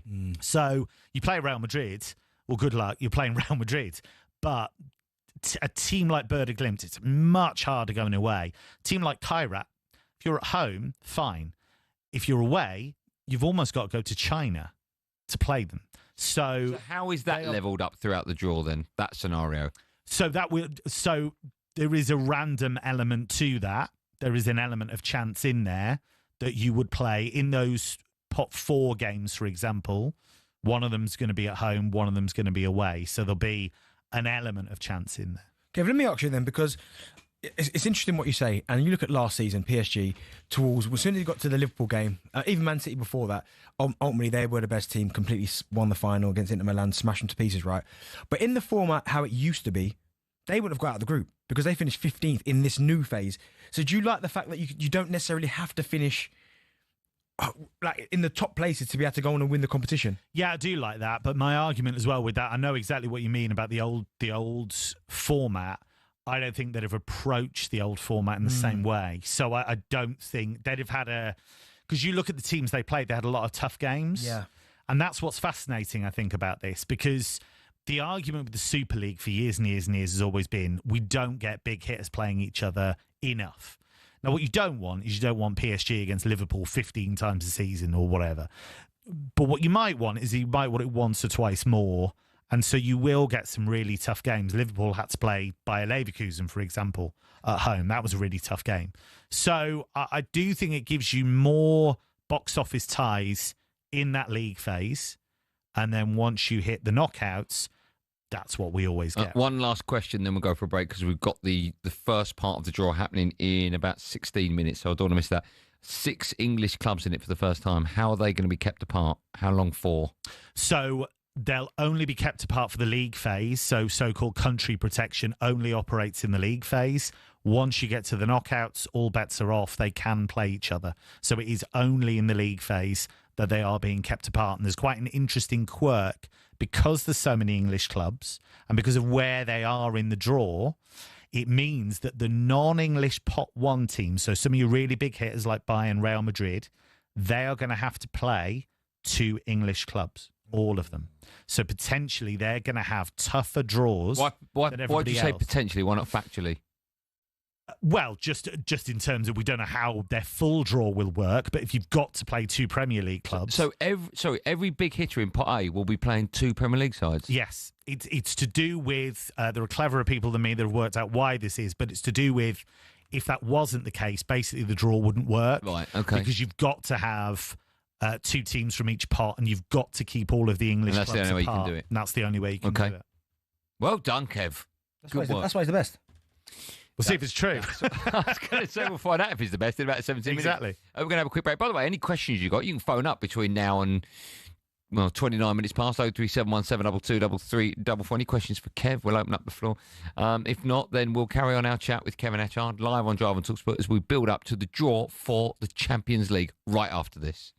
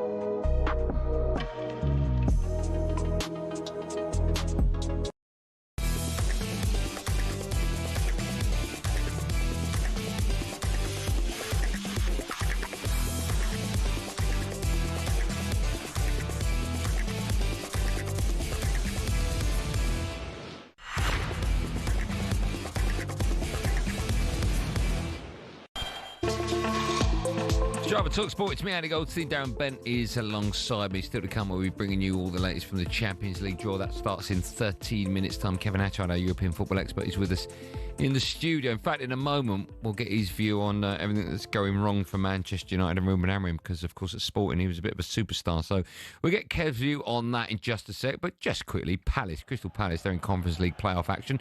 Watching for talkSPORT is the Moose. 19 minutes gone, Fredrikstad 0, Palace 0, so Palace still one up on aggregate. They've had one really good chance in the game so far. It was a corner from Sosa on the near side, and it was a brilliant corner too. Chris Richards about 6 yards out with the header. He really should have done better, but he headed it wide. Lerman's had a shot that was scuffed and well saved by the goalkeeper. At the other end, nothing yet for Dean Henderson to worry about, but Palace would love the insurance of another goal in this tie. They lead by that John Mateta goal at Selhurst Park last week. 19 gone. It's Fredrikstad 0, Palace 0. Palace one up on aggregate. Thanks, Moose. Yes, as I mentioned, our European football expert Kevin Hatchard is with us in the studio. We must get your view on Ruben Amorim. I mentioned it about 10 minutes ago that talkSPORT understands that his position, not yours, Kev, Ruben's at he's not under any immediate threat. Yours isn't either, by the way. After that defeat against Grimsby last night, when he was at Sporting, when Man United were looking at him and then got him, I must have spoken to you. I don't remember the conversation, but I spoke to lots of football experts. I'm sure Andy Brassel had his. So no one said anything other than positive things. Supposedly you don't turn into a bad player or even a bad manager overnight. What's gone wrong? Are you surprised at just how poor he has been? I am. I think what's significant is he did not want to take over when he did. He wanted to see out the season with Sporting. And I just wonder if, because he came in mid-season and kind of had all of the negativity that there's been, and he hasn't been able to turn that around immediately. And there was the whole Rashford situation straight away, the Garnacho situation straight away, more or less. He's tried to stamp his authority on it, but he wasn't getting those results. And by the time he's come to having a full pre-season and getting some of the players in that he wants, that negativity is already there. Now, he hasn't helped himself in certain ways. I thought the optics of last night were very bad. I thought the way he hid away in the dugout was very strange. I thought some of the comments afterwards were very odd. And it felt to me like a man that was getting towards the end of his tether, quite frankly. Now, that's not what we're used to. We're used to, at Sporting, him being, passionate, but in control of things. And this is a guy that took Sporting, which is a big club in Lisbon. It's not the size of Manchester United. I completely accept that. But he completely turned that club around. They hadn't won the league for years. He won it multiple years. He won other trophies as well. He'd done brilliantly at Braga before that. But he is young, and there are never any guarantees. I'm really fascinated to see what happens now, because you go one or two ways. You either go all the way and say, look, he's absolutely our guy. He has authority over the rest of you. And you say that to the players effectively. It is him. So if you've got a problem, you've got to take it to him. If he wants to get rid of you, he's the guy we're choosing.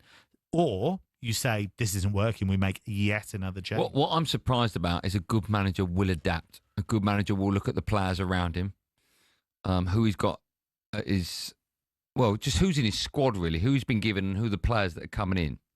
And then I'm under the assumption that a good manager will set up dependent on what you've got in your squad. He's the complete opposite of that. He's adamant about this three at the back.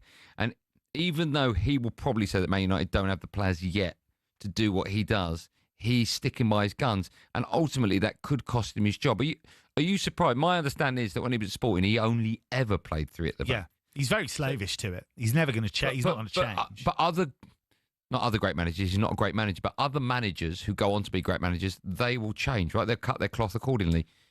Look, there's an element of pragmatism there for certain coaches, but when you look at Erik ten Hag, for example, when he arrived, he said, I haven't got what I need to play the football that I would ideally want to. So he had a compromise, and he had that compromise, and he won the League Cup, and they finished third, and they looked good. And then he started to edge towards the football that we thought he wanted to play, and it ended up just being a mess, because you had a team that would press at the front and drop deep at the back. You had these enormous spaces in midfield, and it was a complete mess. And he won the FA Cup, but you just never got the sense that he ever got that idea across that he wanted. Amorim's tried to go the other way and said, this is what we play. I'm going to try and get the pieces to fit it. It's mix and match for now, but we'll get there in the end. but that seems as far away as it ever has. But I do wonder sometimes whether we use that as a stick to beat him with, whereas actually the real problems are staring us in the face all along. It's the same lack of application. The midfield's a mess. Our players... All of that is his fault. Some is. All of it. Some isn't.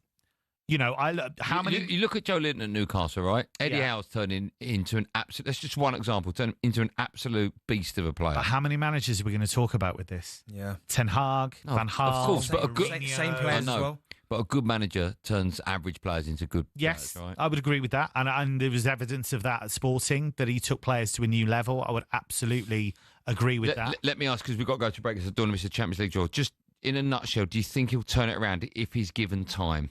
And by turning it around, I mean Manchester United to start knocking on the door of becoming Premier League champions in the next 3 years if he's given time. 3 years? No, but I'm not. I think he should go. I don't think he's got it. But when I say give time, I mean how much time do you... But do you think if he was given time, he would get it right? Yes. I think if you gave him a couple more transfer windows, the rest of this year, and then said, right, you really do have to deliver now, because it hasn't really been there that long. People can talk about points per game all they want, but actually he's got to have more transfer windows, and they've got to get their act together other levels of the club. And you think if he's there 3 years, we'll win the championship? The championship, get relegated? That's exactly my point. Yeah. When we come back, sadly, United are not in the Champions League, but 6 English sides are. When we come back, we'll dissect and discuss, because the draw for this season's Champions League will be well and truly underway, and you can hear it all unfold live on Drive on talkSPORT after this.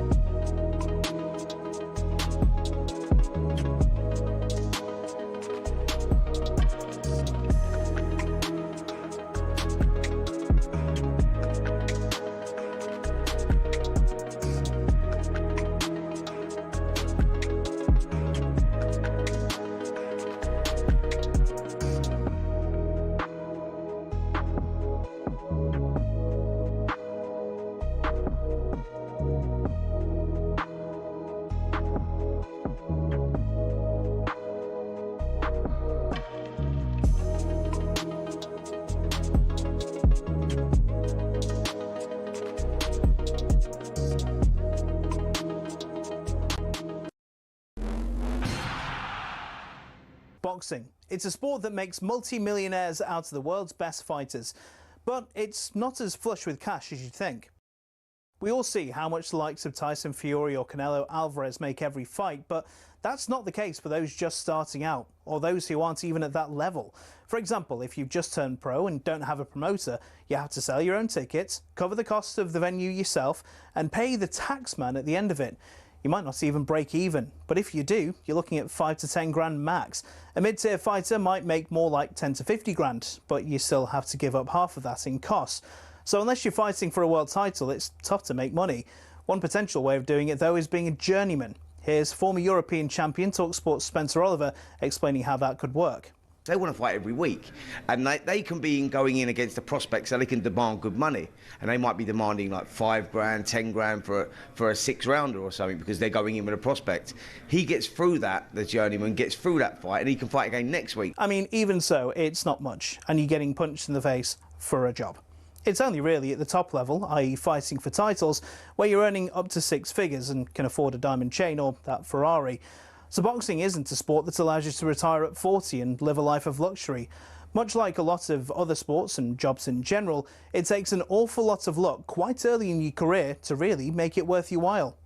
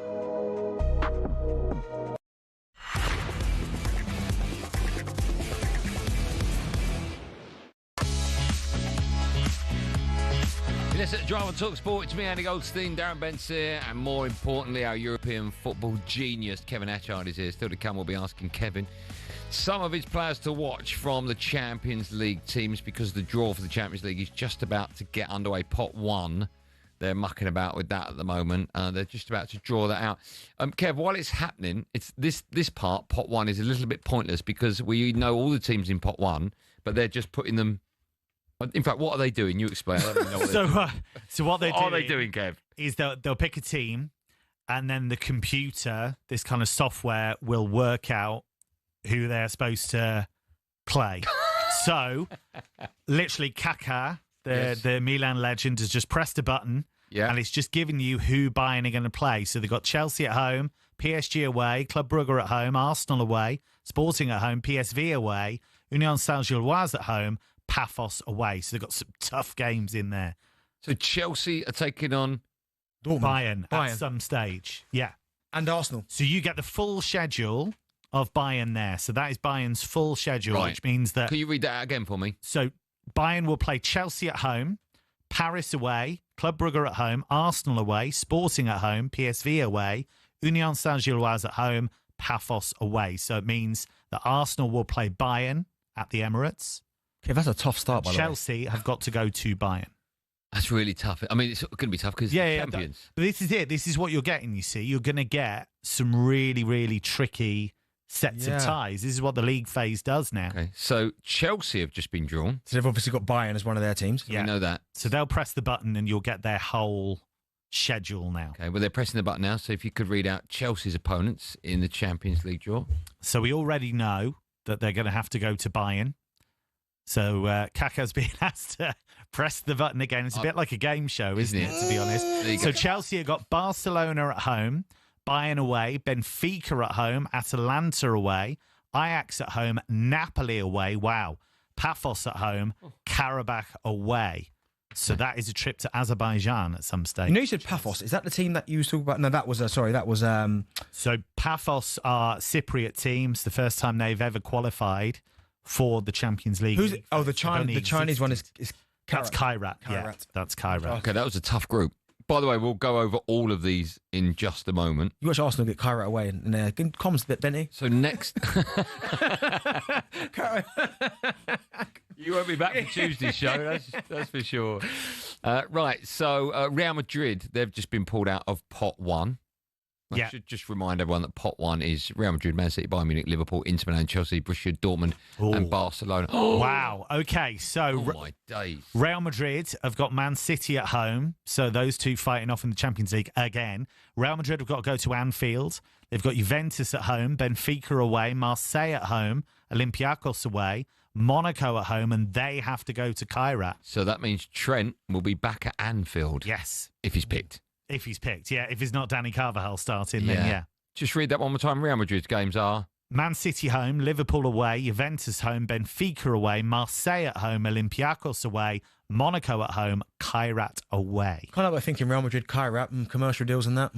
Bit of a commercial. Because there's not enough money in the Champions League at the moment, Real is there? Madrid, Kairat. They're getting. Are you a fan of supercomputer being pressed and then we find out all the opponents? I'm a fan of the draw not taking 3 weeks. That's a which is very what good would happen if you happening did rather quickly, if I do say so myself. So Inter have just been pulled out of Pot A, so we'll learn Inter's opponents. Of course, some of their games have already been drawn. The supercomputer is just about to do its stuff. Kaka has pressed the button. If this is a tough draw, Inter fans will say, a Milan legend pulled this draw out. They won't be happy. Well, it looks pretty tough to me. Yeah, Liverpool at home, Dortmund away, Arsenal at home, Atletico Madrid away, Slavia Prague at home, Ajax away, Kairat at home, Union Saint-Gilloise away. That looks all right to me, that, Kev. Yeah, I think there are some tough games in there. Obviously, got to go to Dortmund, got to go to Atletico. I love the fact that all the big hitters have got 2 Premier League teams. Yeah, it's that's really exciting for us, isn't it? I think there's some fantastic games in here already. Okay, next up are Borussia Dortmund. They are, of course, in Pot 1. Come on, Arsenal. This is really big for them because they did okay at the Club World Cup, but, you know, they gave Barcelona a scare in the Champions League, but it was so disappointing in the Bundesliga. They need a deep run, I think, in the Champions League. I think it's really important. So we know that Dortmund have got Inter anyway. Yes. That was drawn out earlier on. Kaka's earning his money. So Dortmund have to go to Man City. They've got Villarreal at home. They'll go to Juventus. Werder Glimt at home. Tottenham away. So you're going to get Tottenham against Dortmund. They've got Athletic Club of Bilbao at home, and they'll go to Copenhagen. I don't think that's too bad. So can I just ask, from Tottenham's point of view, they're away at Dortmund. Is that the only big hitter that Tottenham will have? So Tottenham will be at home to Dortmund. So Tottenham's will be at home to Dortmund, you're right. A bit, but we know that Tottenham are going to have a home game against Dortmund. So all of these things will slot into place as the draw goes on. Yes, there's some time on this, right? I think the last pot will be drawn at in about 45 minutes' time at 3 minutes past 6. Although things are moving quite swiftly. If you're joining us just ever so briefly, Chelsea's full draw includes Barcelona, Bayern Munich, Benfica, Atalanta, Ajax, Napoli. My goodness. The headlines are Trent is going to have to go back to Anfield with Real Madrid and Arsenal. So far have been drawn Inter away and Bayern Munich at home, and Spurs are at home to Dortmund. Next up, Kev. So we know that Liverpool are going to go to Inter. We know that Liverpool are going to face Real Madrid. Xabi Alonso up against them. No narrative there, of course. Xabi Alonso, of course, went to Liverpool with Bayer Leverkusen last season and lost 4-0. So Liverpool are home to Real Madrid, away to Inter, home to Atletico Madrid, away to Eintracht Frankfurt, home to PSV, away to Marseille, home to Karabakh, away to Galatasaray. That's a tough game. There are some really tough away games there. That is a tough set of fixtures for Liverpool. If you're playing a Turkish team, you really want that tie at home, right? Yeah, because you've got to go to the Velodrome to play Marseille. That's going to be hard, that. You've got to go to Frankfurt. So some really great atmospheres for away fans, but some really tough away games in there for Liverpool. Okay, another team out is Barcelona, and we already know that Barcelona have got... Am I right in saying... No, they haven't got... They've got Chelsea. We know that. Yeah. That's the one, and we're just waiting for Kaka to press that button again. Liverpool, in case you've just turned on the radio, Liverpool have got Real Madrid, Inter, Atleti, Frankfurt, PSV, Marseille, Karabakh, and Galatasaray. That one is away. That's Liverpool's full draw. Right, next out is Barcelona, Kev. So Barcelona are going to have PSG at home. That's a cracker. They'll go to Chelsea. They'll be at home to Frankfurt, away to Club Brugge, home to Olympiacos, away to Slavia Praha, Copenhagen at home, and then they'll go to Newcastle. So we're going to get Newcastle against Barcelona. At St James's. Huge one, yeah. That is Barcelona against Newcastle. I fancy Newcastle on that. It's a bit early for that. St James's Park. It's a tough place to go, right? They're the ties. If you're a Newcastle fan and you make it into the Champions League, they're the ties you want. Barcelona at home. That's fantastic for Newcastle. Proper Champions League. That is a proper Champions League. That will be fantastic. Right, there's only a few more, I'm guessing, from Pot A left. PSG, it's their turn. We know that PSG already have Bayern Munich at home and Barcelona away. Kaka's been asked to press the button one more time. I love that button. He's doing well. He's doing well, Kakas. Here we go. He's been very accurate so far. He hasn't missed, has he? He's hit it every time. So PSG, the champions, Bayern at home, Barcelona away, Atalanta at home, Leverkusen away, Tottenham at home, Sporting away, Newcastle at home, and Athletic Club away. So that's another tie for the English side. Spurs, they know they've got PSG, and Newcastle as well. So Newcastle are going to go to Paris, and they're going to have a home game against Barcelona. We know that. So they're going to have a couple of absolute crackers in here already. I sort of feel as though this format is better than it's ever been when you're doing the draw. Well, there's lots of ooh and ah moments, I Yes. think. You get some really interesting games, and as the draw shakes down, what you'll get as you get towards the pot 3 and pot 4, there's only so many teams that you can actually come up against. Yes. Most of it It's already has been drawn. Yes. Man City. Here we go. Dortmund at home. Real Madrid away. Leverkusen at home. Villarreal away. Napoli at home. Werder Glimt away. That's not easy. Galatasaray at home. And Monaco away. What do you make of that? Some tough away games there. Real Madrid away. They seem to play Real Madrid every year. Yeah. Werder Glimt, that's never easy to go there. So a couple of tough ones. Kev, when do you stand on Manchester City in the Champions League? Do you think they're still one of the favourites to win the competition? I think with Pep Guardiola, I think when he's in a position where he's trying to rebuild that team, where he's trying to look at different tactics, when he's trying to get them moving, I think you doubt them at your peril. I know they lost to Tottenham. I know they didn't play well, but I think they've signed a lot of good players. Yeah. Really. We're just looking at a screen now. That looks slightly confusing. I'd love to ask Darren Bent to read that out.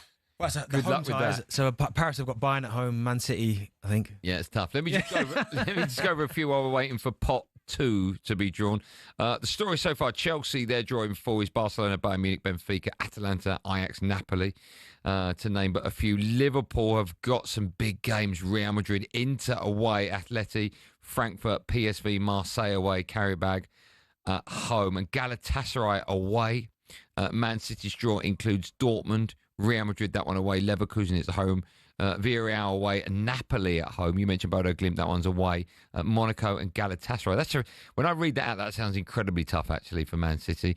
Reminder that Trent with Real Madrid, if he's picked, he's going to have to go back to Anfield with Real Madrid. That'd be exciting. Arsenal so far have drawn Inter away and Bayern Munich at home. You're an Arsenal fan, Benny. How do you feel about that? Yeah, listen, again, you're going to get big draws, big games in the group phase, but it's going to be some difficult ones, horrible ones. Spurs so far, they are home to Dortmund and away to PSG. PSG, I won't ask a stupid question, are they good enough to win it again? But they were. I mean, they literally, it was a game of two halves for them, because in the group stages, they weren't all that PSG, certainly to begin with. And then, of course, they got better and better as the tournament went on. Yeah, there were a lot of question marks about Luis Enrique at the time and whether this actually was going to work, whether the project was worth sticking with, whether they actually needed to go back towards that Galacticos idea. And actually, it's worked out brilliantly, because what they did, and we talked about Ruben Amorim, didn't we? What Paris did is they said, right, the coach has ultimate authority. If you don't think Kylian Mbappe should be in this team, although they wanted to keep Kylian Mbappe, but they backed him to have a go at Kylian Mbappe and say, look, you've got to defend. It didn't work out because he didn't want to do that. But that idea came through to the other players. And you only need to look at Ousmane Dembele and the transformation in him. If you can make him press like a demon, you can do it with most players. He's transformed his game. That PSG side, they were desperate, of course, to win the Champions League. There are other sides that are desperate for various reasons. Real Madrid, every single season, are desperate to win it. They sort of feel they own it. But there's a few big clubs that haven't won it yet, Arsenal being one of them. Is it a bit like the Premier League, the Champions League, where every single season it's getting tougher and tougher to predict the winner? I think it is wide open. I think there are a lot of teams that have spent a lot of money, a lot of teams that have excellent coaches, and a lot of teams that have kind of never really got their act together in the competition. But now PSG have. They've proved to themselves they can win it. It was the same with Man City for years. They almost tripped themselves up at times in the competition. And then once they won it, they thought, well, we know we can win it now. And so they're now in that group of teams that you look at the start of every season and think, yeah, they could have a really deep run at this. Yeah, who else? What other English? Oh, we're going on to pot 2 now. Okay, so pot 2 is just about to be drawn. They've drawn Leverkusen out of pot 2. We know that Leverkusen have already been drawn against PSG at home and Man City away. What a start that is. So is it in order? It's not, is it? No. So that'll be dates. determined later. But So Leverkusen, they're going to have PSG at home, Man City away, Villarreal at home, Benfica away, PSV at home, Olympiacos away, Newcastle at home. So Newcastle have got another doozy there, and Copenhagen away. So some tough away trips for Leverkusen. And we talk about Manchester United bosses. Erik ten Hag has already been saying, look, I'm not Harry Potter. Yeah. I can't completely transform this team immediately. No. They've signed 13 new players. You look at the guys they've lost. Wirtz, Xhaka, Frimpong. No, but his start there has been more like Graham Potter, isn't it? Yes, it's not been great. Not They been lost kind. 2-1 at home to Hoffenheim, so that was a really tough one. Okay, talking of sides that aren't having any chance of winning the Champions League, Arsenal. Again, Bayern Munich, we know about Bayern Munich. Arsenal have got a home. They've also got Inter away. Off you go, Kev. So Bayern at home, Inter away, Atleti at home, Club Brugge away. We saw what they did to Rangers. Olympiacos at home, Slavia Praha away, Kairat at home, Athletic Club away. Some tough away games, but generally I don't think that's too bad for Arsenal at all. Do you not? I think they'll be happy. How many with that. wins do you think you need automatically top 8, and then how many do you think to guarantee 9 to 24? It is going to take a while to work all that out. People were trying to work it out at the end of last season, but I think Arsenal will look at that and I think they'll be pretty happy. Yeah, that could have been a lot you got a big worse. smile on your face. Look, I'm happy that Carrot's at home. So I got to go to go to Mars. After Kazakhstan, yeah. But now I think what for TalkSport? Yeah. But no, to be fair, That would have been so funny to see. the draw looks kind of decent. But some of these sides here, I mean, PSG, when I watched them in the group phase last year, weren't great, and they ended up winning it. Atalanta next out, Kev. Now, Atalanta are really interesting because they've had a change of coach. Ivan Juric, who Southampton fans will remember with great joy, I'm sure. Atalanta are at home to Chelsea, away to PSG, home to Club Brugge, away to Frankfurt. Wow. Slavia Praha at home, Marseille away, Athletic Club at home, Union Saint-Gilloise away. I think that's really tricky for Atalanta, and I'm not that hot on them anyway. No. Ademola Lookman's desperate to leave. Yeah. They've sold Retegui to Al-Qadsiya out in Saudi. And Ivan Juric, even though he's a disciple of Gasperini, I don't think he's anywhere near as good as the great man. He's off to Roma, Gasperini. If there was, I know they're coming thick and fast. In fact, let's move on, shall we? Benfica, we know they've already got Real Madrid at home, Chelsea away, and Leverkusen at home. It's happening so quickly. Kaka's pressing the button. Are there any teams that you think outside the big heads have got a chance of winning this? Certainly not Benfica with that draw. Well, I think one of the teams Benfica have got, who are Napoli, are interesting. It depends whether Conte can balance Europe and domestic football. He struggled with that in the past. Benfica's run, by the way. Real Madrid at home, Chelsea away, Leverkusen at home, Juventus away, Napoli at home, Ajax away, Karabakh at home, Newcastle away. Thanks for that. That might be the toughest. That might be the toughest one out so far. That is rock hard. That is really tough for Benfica. But they knocked out Jose Mourinho's Fenerbahce this week. Yeah. And Fenerbahce did not have a single shot on target in that game. Wow. Okay. Just a quick word about Napoli, because they are flying high. And we know Scott McTominay's over there today, but a few of British players that are over there. You think they have a chance to win this competition, do they? It's going to be about whether Conte can do something he hasn't really managed to do before, which is balance. He's been awful in European football. Yeah, but they've made some good signings. McTominay is playing amazingly. Serie A's most valuable player of the season, and rightly so. Kevin De Bruyne's there. You know, they will feel they've got a chance. The only issue at the moment is up front, because they've got Lorenzo Luca, who's a big guy they've signed in the summer, but Lukaku is injured for the next few months. Okay, Club Brugge. Oh, we've missed it. Club Brugge, you've just come out. Did you see? Well, they got Barcelona as one of the games. They've got some tough games in there, but Club Brugge are interesting because they had a great run last season and they've just absolutely pulverised Rangers over 2 Yeah, legs. 9-1 or something, wasn't it? And they've lost a lot of big players, Club Brugge, but they've signed a load of kids, and those kids are really starting to look good already. So just shows how smart they are in terms of recruitment. When did Bruges become Brugge? It's always been Brugge. It just depends which part of Belgium you're from. I think French part is Bruges. I remember the Colin Flemish is Farrell Brugge. movie in Bruges. Yes, that's true. Eintracht Frankfurt, Liverpool at home, Barcelona away, Atalanta at home, Atletico away, Tottenham at home. That's a repeat of the Europa League quarter-final, and Tottenham, I must admit, I thought they'd really struggle with Frankfurt. Me too. But they were able to see them off, so that's going to be an interesting one. Tottenham How do you think against Tottenham Frankfurt. get on in this competition? I think they've had some really tough games from what we've seen so far. We don't know their full list. No, not yet. But I've been really impressed with what Thomas Frank has done so far. And what I really liked against PSG was how diligent they were without the ball and how they didn't. I know that PSG came back and drew the game and won on penalties, but actually, I thought they competed really well, and I think Thomas Frank's a really smart coach. A reminder, we're going through pot 2s at the moment. Pot 3 is where Spurs live. So Spurs and pot 3, that will be happening in about 4 or 5 minutes' time. A couple of interesting Juve ones there, by the way. They've got Borussia Dortmund in a repeat of the 97 final, which is one of Dortmund's biggest ever moments. So that's always a really interesting tie. Okay, who are you looking forward to seeing other than the big heads? Maybe managers or players or even matches that you've seen so far? I do think Real Madrid going to Anfield, and also is it Barcelona at St James's? Yeah. I mean, we talk about proper ties happening in the Champions League. That's 2 of the biggest you can get, right? Yeah, and I'm really intrigued by Galatasaray as well, because you look at the firepower they've got now. They've got guys like Osimhen and Icardi. I mean, it's just an unbelievable forward line. Atletico's list, by the way, Inter at home, Liverpool away, Frankfurt at home, Arsenal away are some of the tough ones that they've got. This is big for Atletico this season. They've spent a lot of money in the summer, and it's got to work for Diego Simeone. He's trying to change the team. He's trying to make them more attacking. Julian Alvarez at the heart of that, but they've not started well in terms of results. Is he ever under pressure? I almost feel like he's not.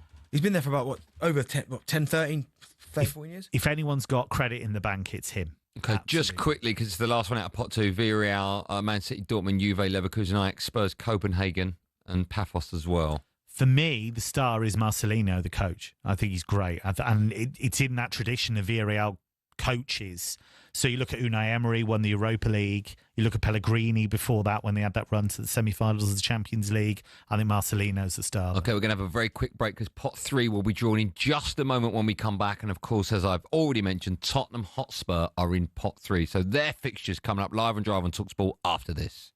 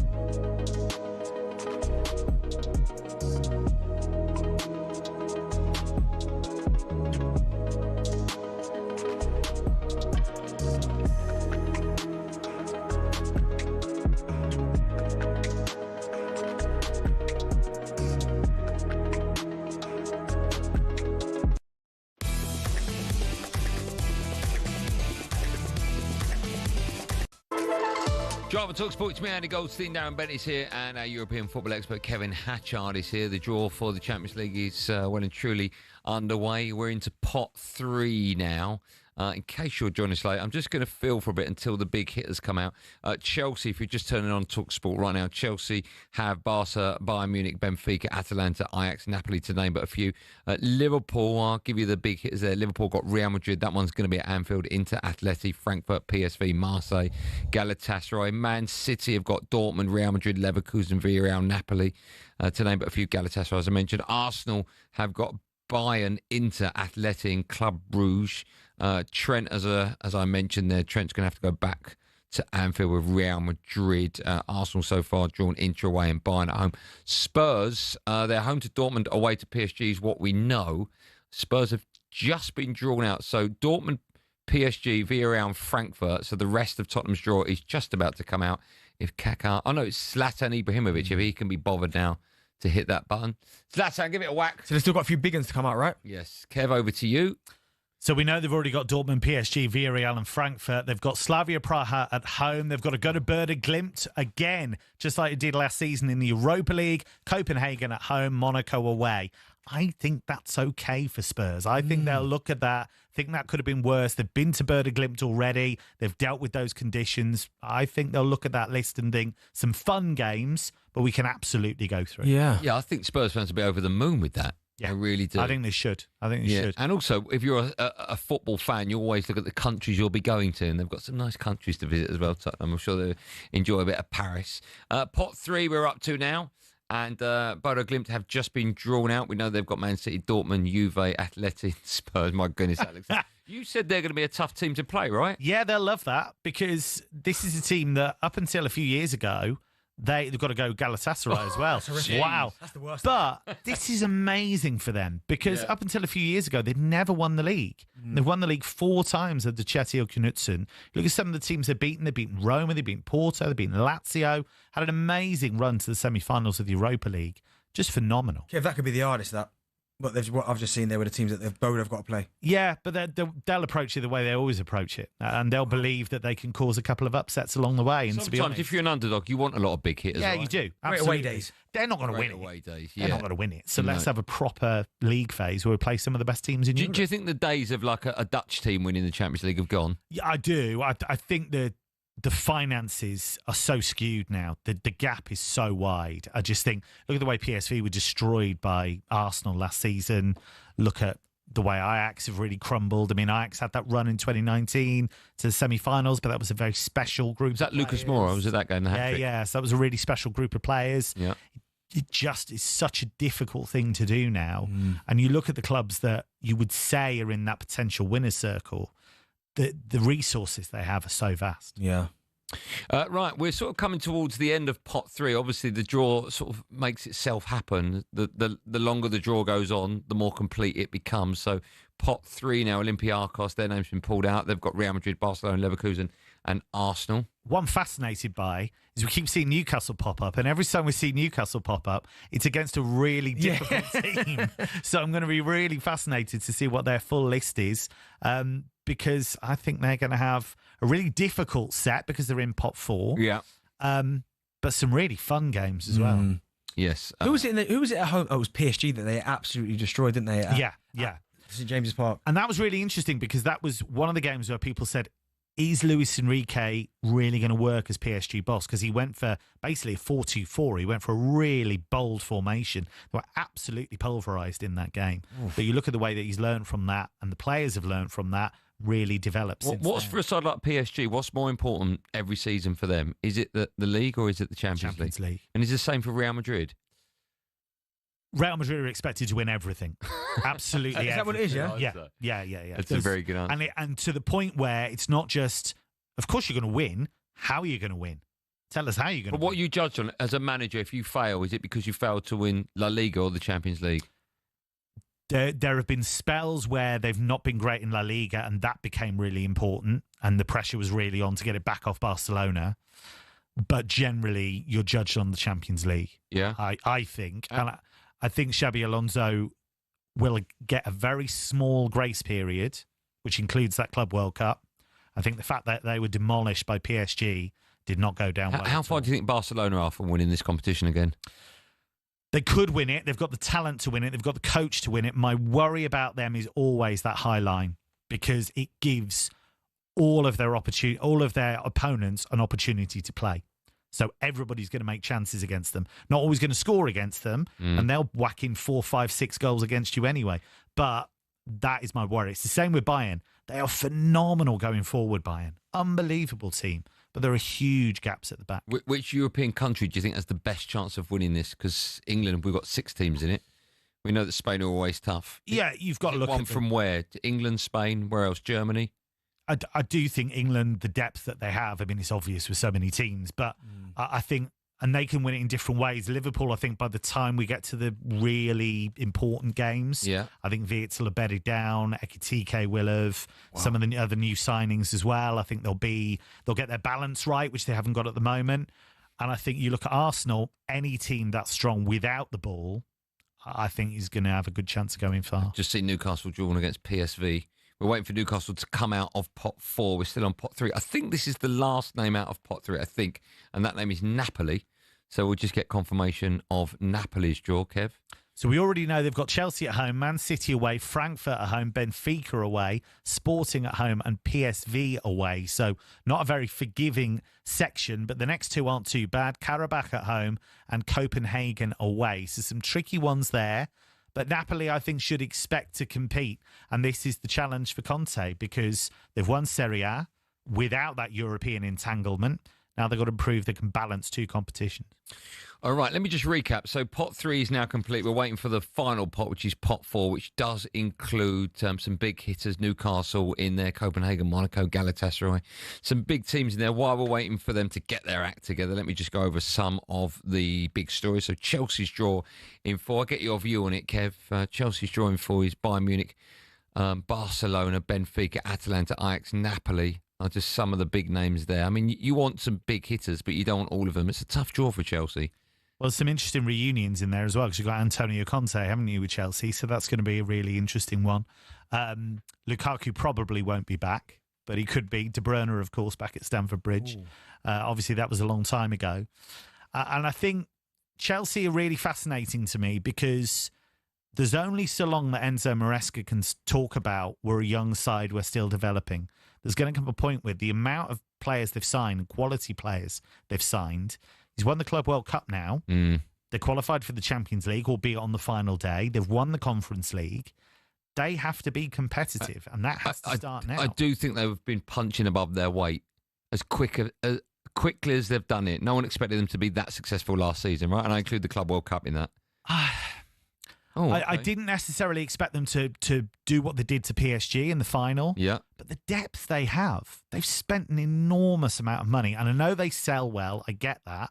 They've made lots of good trades, but they have depth in most positions. I don't necessarily know if they have a goalkeeper good enough. I think I would agree with you on that. And I'm surprised they didn't go for Mike Maignan when that market opportunity was there, because he would have been transformative for them. Talking of goalkeepers, and of course PSG, Donnarumma won't be in goal for them. No, he won't. Where will he be playing his Champions League football this season? Well, it's interesting, because that gives you a sign of just how brutal Luis Enrique is, because he went, thanks, Gigio, you basically won us the Champions League. I'll see you later. And they got Lucas Chevalier in, because he said, I feel he is a better or different profile of goalkeeper, and that's what I'm looking for. And Donnarumma did his big farewell after the game against Angers last weekend. He is going. What we don't know is where is he going. Now, he's been linked with Man City. I find that so interesting. Yeah. Because unless he's going to be a real project for Guardiola, he doesn't really fit the brief. He's a great shot stopper. Brilliant but with shot his feet, stopper. it's questionable, right? Not great with the ball at his feet. Also, in terms of English football, can be a bit vulnerable at set plays, can be a bit vulnerable coming for the ball through traffic. But still a vastly experienced goalkeeper at 26. So room to grow, room to develop, room to change. And maybe that's what Guardiola is looking for. It's crazy that he's only 26. Yeah. I almost feel like he's a lot older than that. Remember what he did in the Euros for Italy against England? We played so many games already as a teenager. Yeah. He broke through at Milan so early. He was like 18 when he was in goal, right? Even younger than that. Is he really? Yeah, even younger than that. So look at the other piece of the puzzle there. That's Ederson. Because we keep hearing Man City want to keep him. Galatasaray want him. Galatasaray are desperate for a goalkeeper, a top-line goalkeeper. They can't get Edison. Well, then there's nowhere for Donnarumma to go. Maybe he ends up at Galatasaray. So that'll be really... I do think James Trafford, though, in his performance against Spurs, all of a sudden now, it almost feels like they're going to have to... But I don't... He had one bad moment in that game, right? He looked nervous after that. He did look very nervous, yeah, but ball at his feet, right? High press. You have to be really careful with that, because I think if he's presumably gone there for a reason, thinking he can compete and thinking he's been given assurances that he can at least be that number one. And also we've got the World Cup coming up, right? In the medium term, yeah. I know the number one spot is, of course, Jordan Pickford's, but it's... Dean Henderson must be coming. Yeah, there's another one there as well. But I'm guessing you move to Man City and you're an England goalkeeper to be.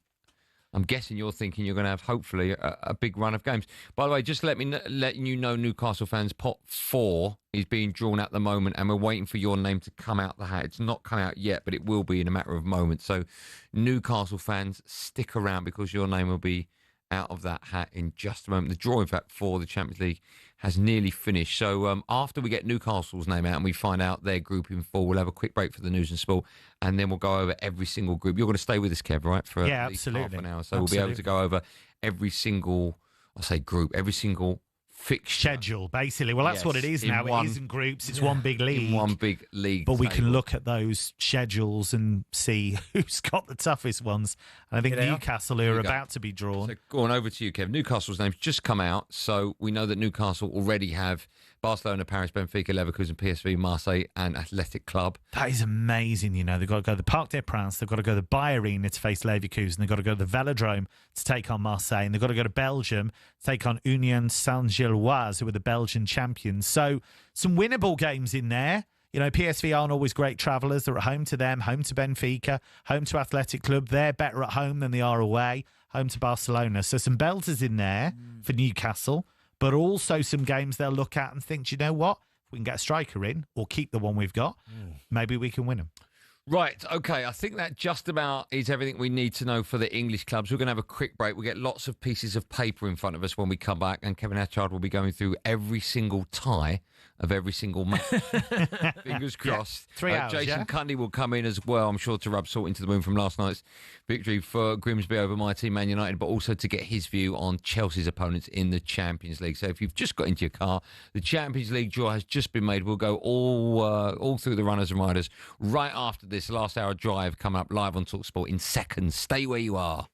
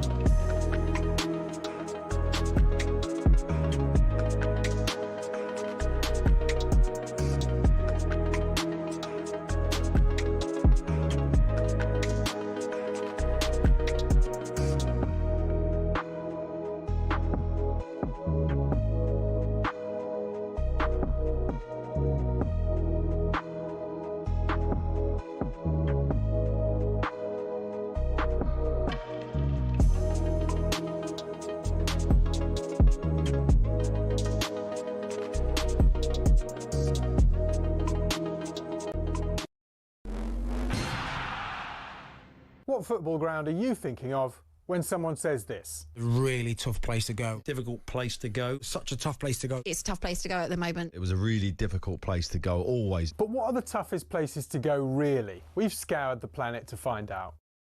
Forget a cold, wet Tuesday night in Stoke. Try playing in a blizzard 220 miles inside the Arctic Circle at the world's northernmost professional club.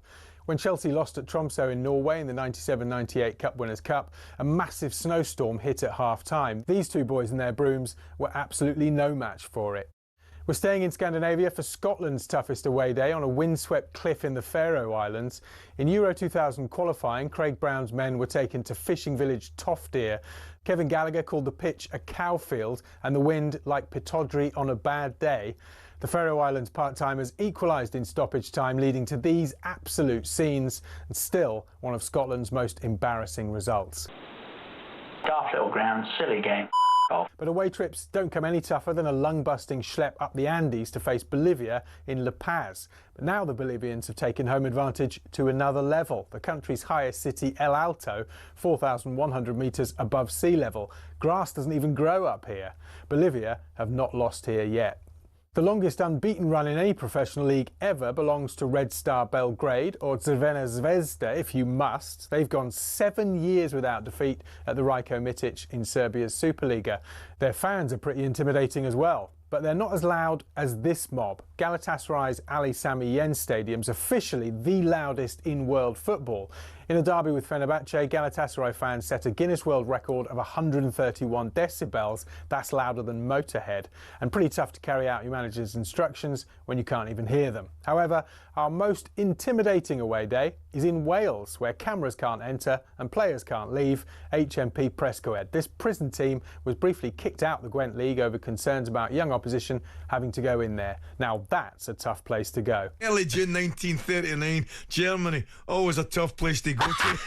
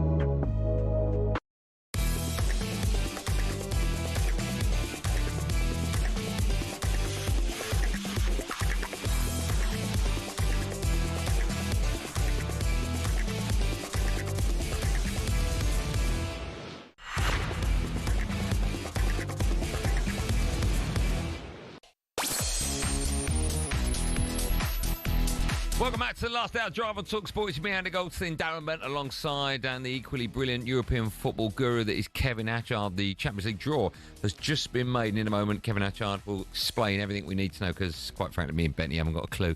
But first, Palace, they're in Conference League playoff action. Watching for talkSPORT is the Moose. And it's Fredrikstad 0, Palace 0. Palace still 1 up on aggregate from the first leg. We played 55 minutes. First half was really tough for Palace, to be fair. A Richards header wide from a corner, and Mateta header from 12 yards out that was well saved. Henderson came for a long throw, didn't get it, and Mark Guehi had to get the ball clear. The artificial pitch not really helping Palace, but at the moment they are just 35 minutes away from the group stage and the draw tomorrow. Fredrikstad 0, Palace 0. Palace lead 1-0 on aggregate. Good work, thank you for that, Moose. Right, the draw for the Champions League has just been done. If you're turning on the radio for the first time, our European football genius and expert that is Kevin Atchard is alongside. Let's just quickly go through it, shall we, Kev, and then we'll talk about it in detail. So if you could read out Chelsea's opponents and give me your view on their fixture list. I keep wanting to say groups, but it's all one big league. Yeah, there's some belters in here. Barcelona at home, which is an incredible test, but they will feel that they can get in behind that high line at Stamford Bridge, I would think. Bayern away, so that's really tricky. But of course, Chelsea fans, that's one of the great triumphs at the Allianz Arena when they beat Bayern on their own patch. Should have now they did that. Champions League final. I don't think Bayern know either, to be honest. Benfica at home. I think Benfica are a dangerous team with some good attacking players like Aktokolu and Vangelis Pavlidis, who's been scoring lots of goals for them, but I think that's a winnable game. Atalanta away is not as scary as it used to be. Gasperini no longer in charge. Lookman wants to go. Retegi's not there anymore. Ajax at home. Ajax have fallen quite far. I think, again, that's a game that they will want to win and expect to win. And João Hato, who is one of the better players Ajax had, Chelsea have just signed him. So that doesn't help Ajax's cause. Napoli away, that's fascinating because they're up against Antonio Conte, maybe Romelu Lukaku, depending on when the tie is, because he's injured at the moment. Paphos at home, again, would expect to win it. And then a tough trip to Azerbaijan to face Karabakh, but again, you look at how they did in the Conference League against opponents they were expected to beat. They coped with that quite well. They coped with being favourites pretty well. How much of how you get on in this competition is down to where in the fixture list these games are played? Yeah, definitely, because, you know, you look at that situation. If you get ahead of steam up, if you were to get, say, Paphos at home really early on and get Benfica at home fairly early on, you have the big hitters towards the end, and they might be in a pretty strong position with a couple to go. Depending on whether you're then pushing for those top couple of slots in the league phase, you might be able to ease off a little bit. So, yeah, that does make a difference if you get the easier ones. So that their fixtures are not in order. They've not done the fixtures in terms. So they'll still all the fixture list and the dates are still to come. They'll assess that because some of it will get moved for certain teams can't be at home on the same day because of logistical concerns, things like that. So they'll have to move. Oh, like Spurs, of course, Spurs, Arsenal. Yeah. So Chelsea, just to recap, Barca, Bayern, Benfica, Atalanta, Ajax, Napoli, Paphos and Karabakh. Liverpool, let's go through theirs. Real Madrid at home, Inter away, Atleti at home, Frankfurt away, PSV at home, Marseille away, Karabakh at home and Galatasaray away. I mentioned to you earlier on, it's always tough to go to Turkey. If you're going to play Real Madrid, you want that game at home. Yeah, Inter, that's the tough. I mean, listen, all tough, I know, but Inter away, Atleti home, Frankfurt away, PSV. Where else are the dangers for Liverpool in that one, do you think? Well, I think that's close to as tough an away set as you could have because you've got to go to Inter, you've got to go to Frankfurt, that'll be a bear pit. You've got to go to the Velodrome, exactly the same. And you've got to go to Galatasaray, exactly the same. So you're going to have to deal with really intense atmospheres in every single away game that you play. I'm not saying that will faze Liverpool. I'm just saying it's not as straightforward as it could have been if the draw had panned out a different way. Real Madrid, of course, they beat last season and beat with room to spare at Anfield, which was important when you think how many times Liverpool have lost to Real Madrid in the Champions League in recent years. I think that was important psychologically for them. Atletico at home. Atletico, one of their greatest triumphs under Simeone was actually at Anfield. You might remember when they won that tie at Anfield. Marcos Llorente, who scored twice in that game, called his dog Anfield after that tie. So they still look back on that with a fair bit of fondness. Why are you laughing? You called your dog Win. I ain't got no dog. Mine's good. Oh, you won't? Your dog. Here we go. Okay. Carry on. Let me just quickly go through Man City. They've got Dortmund at home, Real Madrid away, Leverkusen at home, Villarreal away, Napoli home, Bodo Glimt away, Galatasaray at home, and Monaco away. In a sentence, I just want to get as many as we can in before the break. So in a sentence, can you sum up City's draw? I think that's okay because I think you look at some of the home games they've got. Dortmund are not in great shape right now, I don't think. Leverkusen certainly aren't. Napoli might be tough. I accept that. Galatasaray, if you had to go there, it would be a lot harder. And some of the away ones, Madrid away obviously is really tough, but some of them, Villarreal, not particularly intimidating. Bodo Glimt is tough because of the conditions, but Monaco away, not intimidating either. Do you know what? I always look at Manchester City, whatever the draw they get, right? And maybe I'm just naive because of how great Pep's been and the sides that he built. But I almost feel like with Manchester City, with their draws, it doesn't really matter who they draw in. Do you know what I mean? So even though they've only won it once, every season I almost fall for the same that trick where I think, well, it doesn't really matter who they got. They're gonna win. But what was different last season was that they were more vulnerable than they've ever been under him before, because Rodri was out. You had all these spaces suddenly open up in midfield, and they had a lot of the same game in the sense that the opponents went, we can play through their press. And once we do that, we can find all this space. There was a game at Juventus, and Juventus aren't amazing, to be honest, but they worked out they could play through the first line of the press and it would all open up for them. And Juventus ended up winning that game. They had a lot of games like that. Let me ask you, if you've got a team like, I'm not picking on anyone, let's say Bilbao, right? And they've been drawn in Arsenal's draw, shall we say, okay? Do you think it's beneficial to the smaller teams or the bigger teams that they only play each other once and it's either home or away? For argument's sake, if Bilbao had to play Arsenal twice, home and away, rather than just once away, have they got more or less chance? What I'm asking you is basically these are cup finals for the little teams, where over 2 legs you think they've got less chance of picking up points, right? Well, it's harder to get knocked out in the sense that you've got this big, there's more team, you've got these, the top 24 go through. So we're getting through a lot of legwork to get rid of, 12 teams at the bottom. And I think, a team like Athletic Club, playing at home really helps them. That crowd at San Mamés is amazing. Yeah. So them being at home to Arsenal is a lot more beneficial than having to go to the Emirates, put it that way. They would back themselves to take anybody on. They've got a great coach in Ernesto Valverde. Nico Williams has stayed. It looked like he was going to go to Barcelona. That fell through right at the end. He's been linked with Arsenal, ironically. He was linked with Chelsea as well. And he signed a ridiculously long contract and has decided to stay. So with them specifically, again, it comes down to if you get them at home, great. If you have to go to San Mamés, totally different scenario. Okay. We're going to have a quick break. You're with us for one last section. When we come back, Jason Cundy, a Chelsea fan, of course, ex-Chelsea player, will be in the studio to give us his view on Chelsea's draw. Now, the last time I spoke to Jason, I had to be dumped. I swore. So let's hope we're not pressing that dump button again.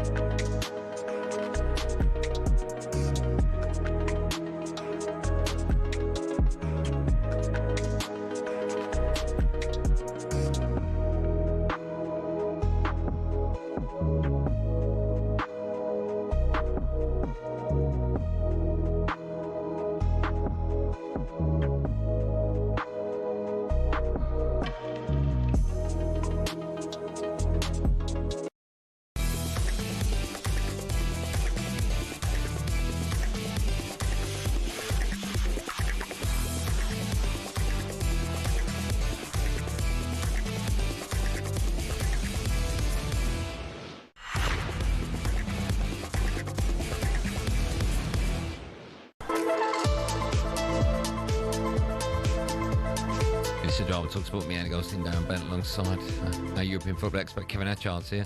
The Champions League draw's just been made in a moment. Jason Cundy will give us his reaction to Chelsea's ties. But first, Palace, they're in Conference League playoff action. Watching for talkSPORT is the Moose. And midway through the second half, still Fredrikstad 0, Palace 0. So the cup winners are going through at the expense of the Norwegian cup winners. Thanks to Jean-Philippe Mateta's goal last week at Selhurst Park. It's been a really patient performance so far by Oliver Glasner's side. And they've only got a quarter of the game to see it through and make it into the group stages and that draw tomorrow. Fredrikstad 0, Palace 0. Palace still lead 1-0 on aggregate. Cheers, Moose. Fun, boy. It's lovely to see. Honestly, it's like Hello, a dream matey. to see you. How are you? I'm very well. How are you? Do you know Yes. I've not mentioned actually today. Let me just move my mics. Yeah, I was wondering that. Yeah, it's because that silly badge. The Silly Club badge. Champions. I haven't mentioned it on today's show, but you actually left the message for me on my mobile last night. Mm-hmm. Even though I spoke to you afterwards and told you where to go, I only found that message this morning. I didn't know you'd done that. Yeah. So I actually had. Did you have laughter track? If I genuinely, this is real. If I play this, I don't know if this is right. I'm sure it will play. But I woke up this morning to a voice message from Jason Cundy. Let's just. This is live on the show, by the way. Yeah. Hold on. I'd love it. It was a different message. I'd love it. Yeah. Hold on. Hold on. Saved messages. Oh, I don't know which one's going to be. Mate, any chance? Shush. 13 p.m. Don't shush me again.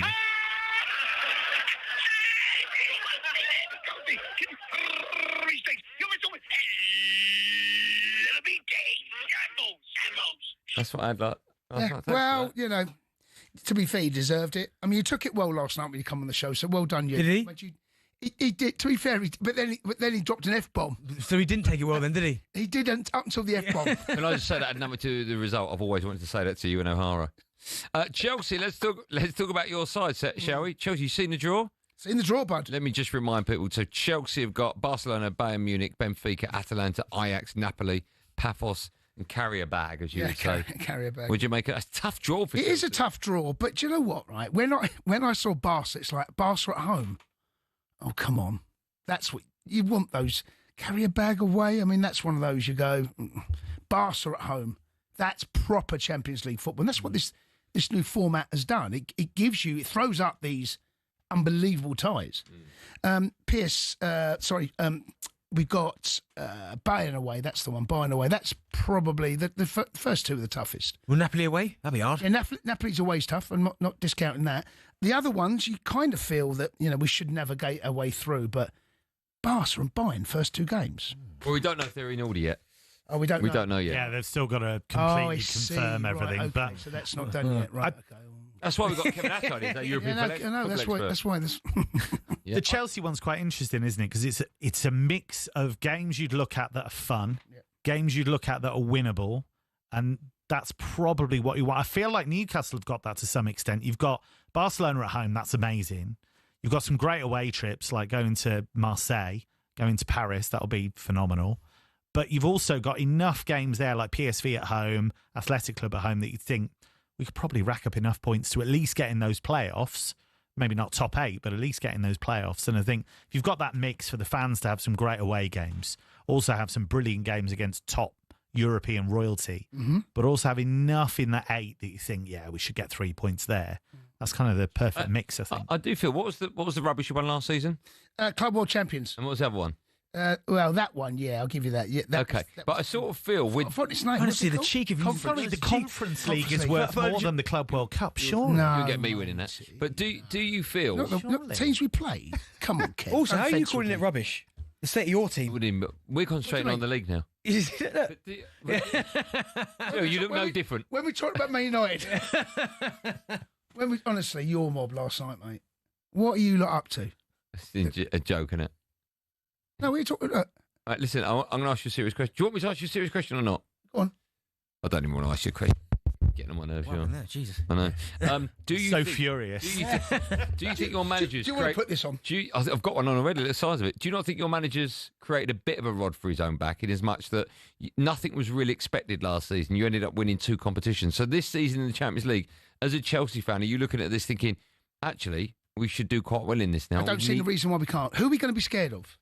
What are you scared of? There are big teams in it. I mean, Yeah, of course there are, but Barca, Bayern Munich, Yeah. Napoli, Atalanta as well. Let's not forget that. I mean, they're all tough games, right? Of course, and this is the Champions League. It's not Grimsby away, is it? He's right, though. It's not, is it? I mean, tough game, mate. No, Tough game.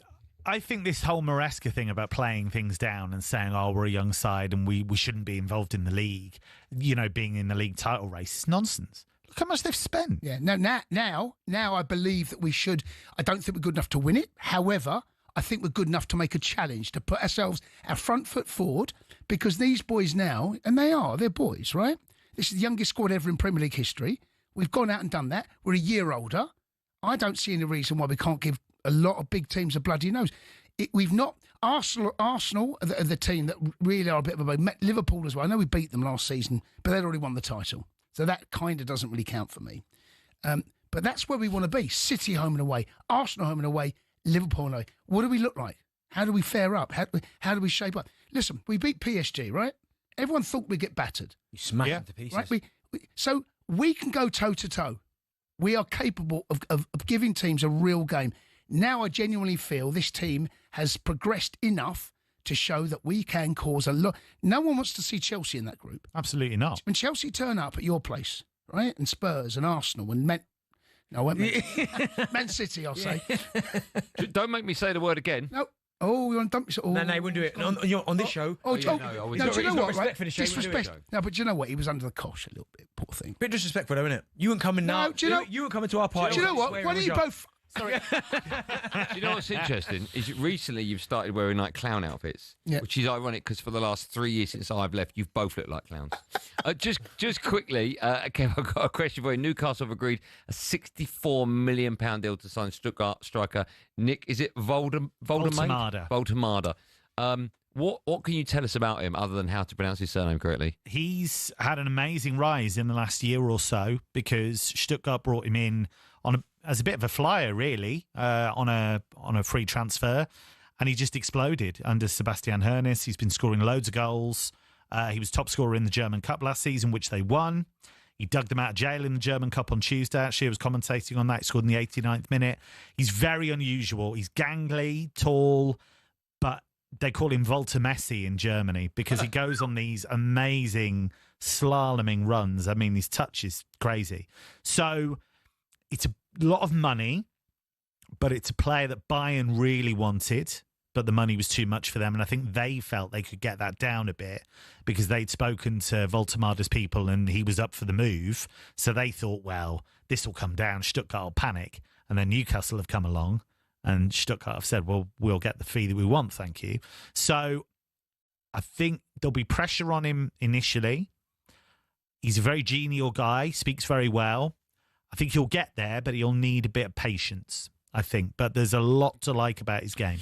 Kev, there's a lot to like about your game. Thank you so much for coming in for the last night. You've been a superstar. And what was it you said? Gangly and tall. Jay, good to see you. You're back on Sports Bar tonight at 10. What are you doing? What we do? We're laughing at Me United. Oh, just for the whole 3 hours? Yeah, why not? I mean, we open the lines again. I mean, let's have 24 hours of fun. Open up. 48 hours of fun. I think you can have a whole season of fun. Jay, always a pleasure. Cheers, bud. None more so than right now.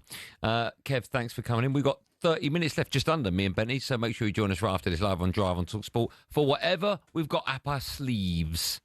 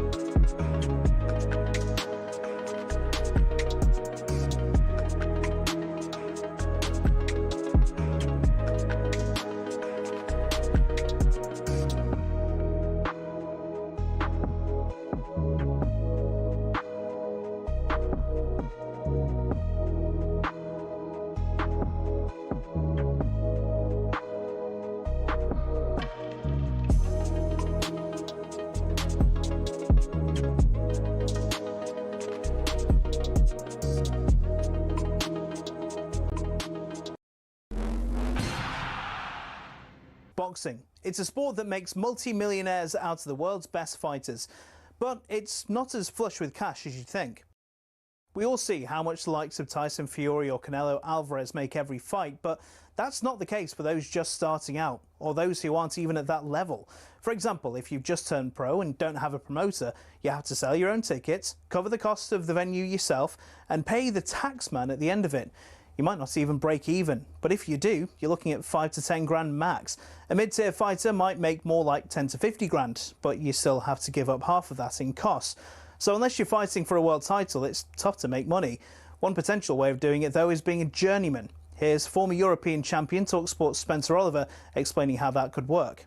They want to fight every week, and they can be going in against the prospects, so they can demand good money, and they might be demanding like 5 grand, 10 grand for a 6-rounder or something, because they're going in with a prospect. He gets through that, the journeyman gets through that fight, and he can fight again next week. I mean, even so, it's not much, and you're getting punched in the face for a job. It's only really at the top level, i.e. fighting for titles, where you're earning up to 6 figures and can afford a diamond chain or that Ferrari. So boxing isn't a sport that allows you to retire at 40 and live a life of luxury. Much like a lot of other sports and jobs in general, it takes an awful lot of luck quite early in your career to really make it worth your while.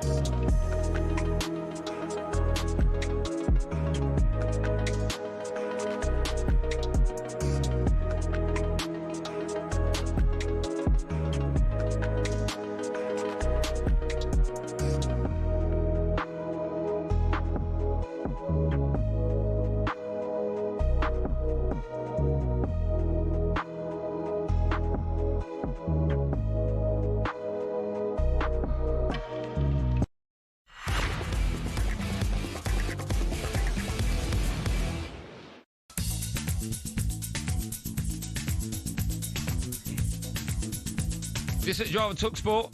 Me, Andy Goldstein Darren Bent is alongside me. Oh, it says Andy Townsend. I don't mean. Did you hear any of Andy Townsend last night? He was great. Yes, he was brilliant. He's got a potty mouth, by the way, Andy Townsend. You were very your normal genius. 6.5 out of 10. Yeah. I thought Andy was. I thought he was brilliant. It's good to have a good co-host. Hey, listen, it's even better when you've got a better presenter. You know. Following us at 7. Let's see how good you are. Hugh. See, there's a proper presenter. You. Me. You. Talk about you. No, not me. Hugh Wozencroft. Okay, yeah. Yeah, Hugh. And what, you? No, You're with me now? No, Hugh Wozencroft. Oh, okay. Good acting. Scott Minto, they bring you the chance for insiders. They'll be joined by European football expert Andy Brassel, another one, for all the reaction to today's Champions League draw. We'll have some fun with the competition in just a moment, but Palace, you know they're in Conference League playoff action. Watching for talkSPORT with an update is the Moose, Ian Abrahams. And they're 7 minutes away, Andy, from making it through to the group stage for the first time in major European competition. They're 0-0 still. Fredrikstad 0, Palace still 1-0 up thanks to John Philippe Mateta's goal last week in South East London. They've had one chance since you were last with me. Free kick was Chris Richards headed wide. It was a difficult header actually for him, to be fair, but it was wide of the goal. And Oliver Glasner on his 51st birthday has almost navigated his team into the main draw for the Conference League. Lots of Palace fans have made the trip to southern Norway. They're 7 minutes away from seeing their team make it. It's Fredrikstad 0, Palace 0 on the night. Palace lead 1-0 on aggregate. Top work as always, Moose. Well done to you, and good work, Palace, so far. Right, time now for this. Can you nick it? On talkSPORT with Caught Stealing, the must-see new crime thriller starring Austin Butler and Zoe Kravitz. Only in cinemas August 29th. Yeah, it's part of the show where Darren Bent literally puts his feet up. To celebrate tomorrow's cinema release of the new action thriller Caught Stealing from Sony Pictures, all this week we're giving 3 lucky listeners the chance to win an epic holiday to New York. It includes 4 nights hotel accommodation in Manhattan, tickets to a baseball game, and £500 spending money. Join us now, again, randomly selected from all the entries at talksport.com. Welcome back to the show. Let's say hello to Ian. Hi, Ian. Hello, fellas. You all right? Yeah, good. You all right? You well? Good 24 hours? Yeah, it wasn't too good yesterday, was I? So I've been redeemed myself today. It doesn't matter yet. Tomorrow's when it... Well, maybe it does, actually. Maybe it does today. We'll find out. Also join us again. Let's say hello and good evening to Lindsay. Hi, Lindsay. Oh, hi, guys. How are you doing? We're good. You were nervous yesterday. How are you feeling today? I'm still really nervous. Don't be nervous, Lindsay. You're okay. Simon is in control, so we'll say hello to Simon and we'll keep him here. Hi, Simon. Evening, guys. You okay? We're good. Are you all right? You ready to go? Yeah, all ready, mate. Yeah. Okay, let me explain. We'll keep you there. Let me explain how it works. So each day this week, we started on Monday, we're going to be asking 5 sports questions. If you get them right, you stay in play. However, if you get an answer wrong, the next player will steal your question. And it's all about answering the last question, which is tomorrow. The last question correctly. Whoever answers that one correctly wins. So, Simon, you're currently in control. If you get all 5 right today, you'll start tomorrow in pole position. Simon, are you ready? Yes, mate. Okay, good luck to you. Question number 1. Which athlete won his first Olympic gold medal on Super Saturday at the 2012 London Olympics, running a powerful last lap in the 10,000 metres final? Who was that? Mo Farah. It was Mo Farah. Well done. Question number 2 to you. In the 2021 Six Nations, which team scored a last-minute try to beat England 11-6 at Twickenham? Their first win there in 38 years. Oh, not a rugby fan. Italy. It's not Italy. So, Ian, we go to you. I'm going to say Scotland. It is Scotland. So well done. You're in control now, Ian. The next question to you. Which England player scored a last-minute winner against Tunisia following finishing 2-1 in the 2018 World Cup group stage? Oh, crikey. Paul Scholes. It's not Paul Scholes. So I think we go to Lindsay. Was that Ian? Yes, we go to Lindsay. Lindsay, you there? Yeah, I think Harry Kane. It's the right answer. Well done, Lindsay. Good work. We've got 2 left for you. Okay. Next question for you, Lindsay. Which F1 driver recently executed a risky one-stop strategy to steal the victory from Charles Leclerc and his own teammate in a tense McLaren 1-2 finish? I don't know this one. Sorry. Okay, we may come back to you in a moment if Simon doesn't know. Simon? I'm going to guess Lando Norris. It is Lando Norris. So, Simon, we started with you. We're finishing with you. Last question to you. Get this right. You start tomorrow.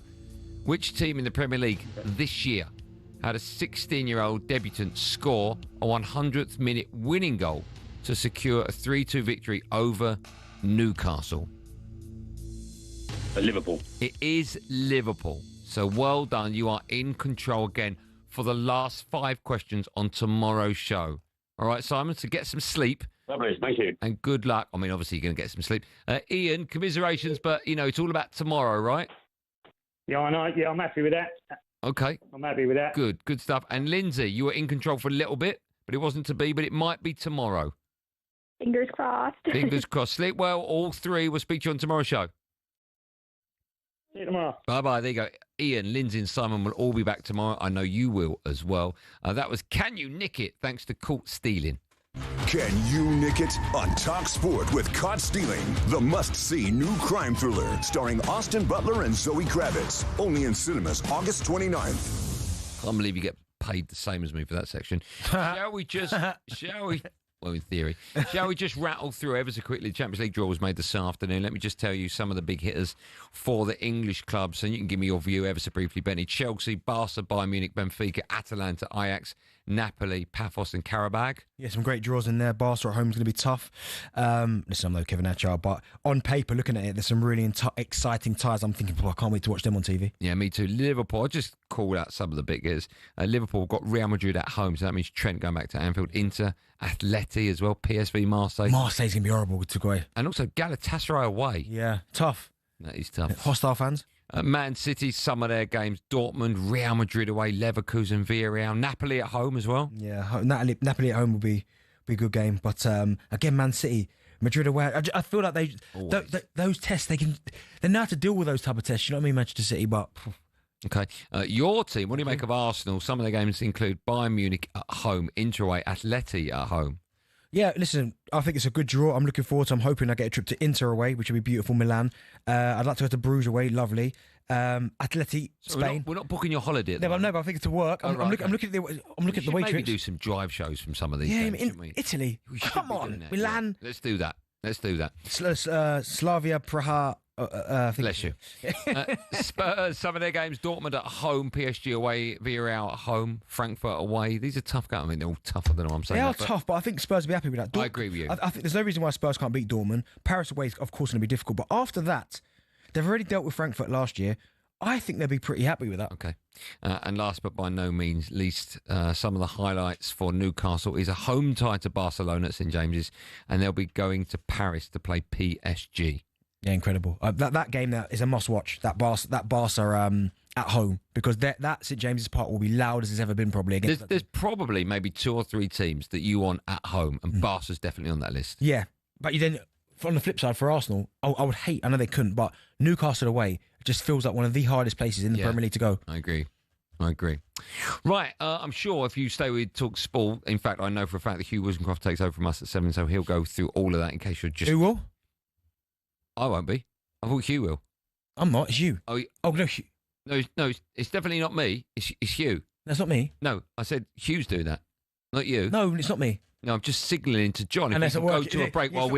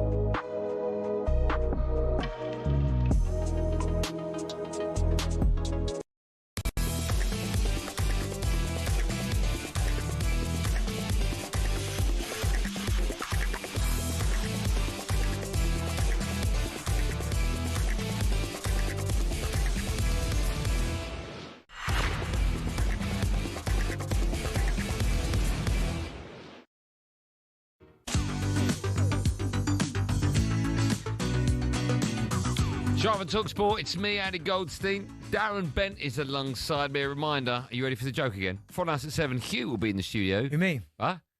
Who, me? No, you. Hugh Wisencroft. Okay, will be in nice. the, Hugh will be in the studio. No, I'm here with you now, Andy. I'm not doing No, it. Hugh Wisencroft.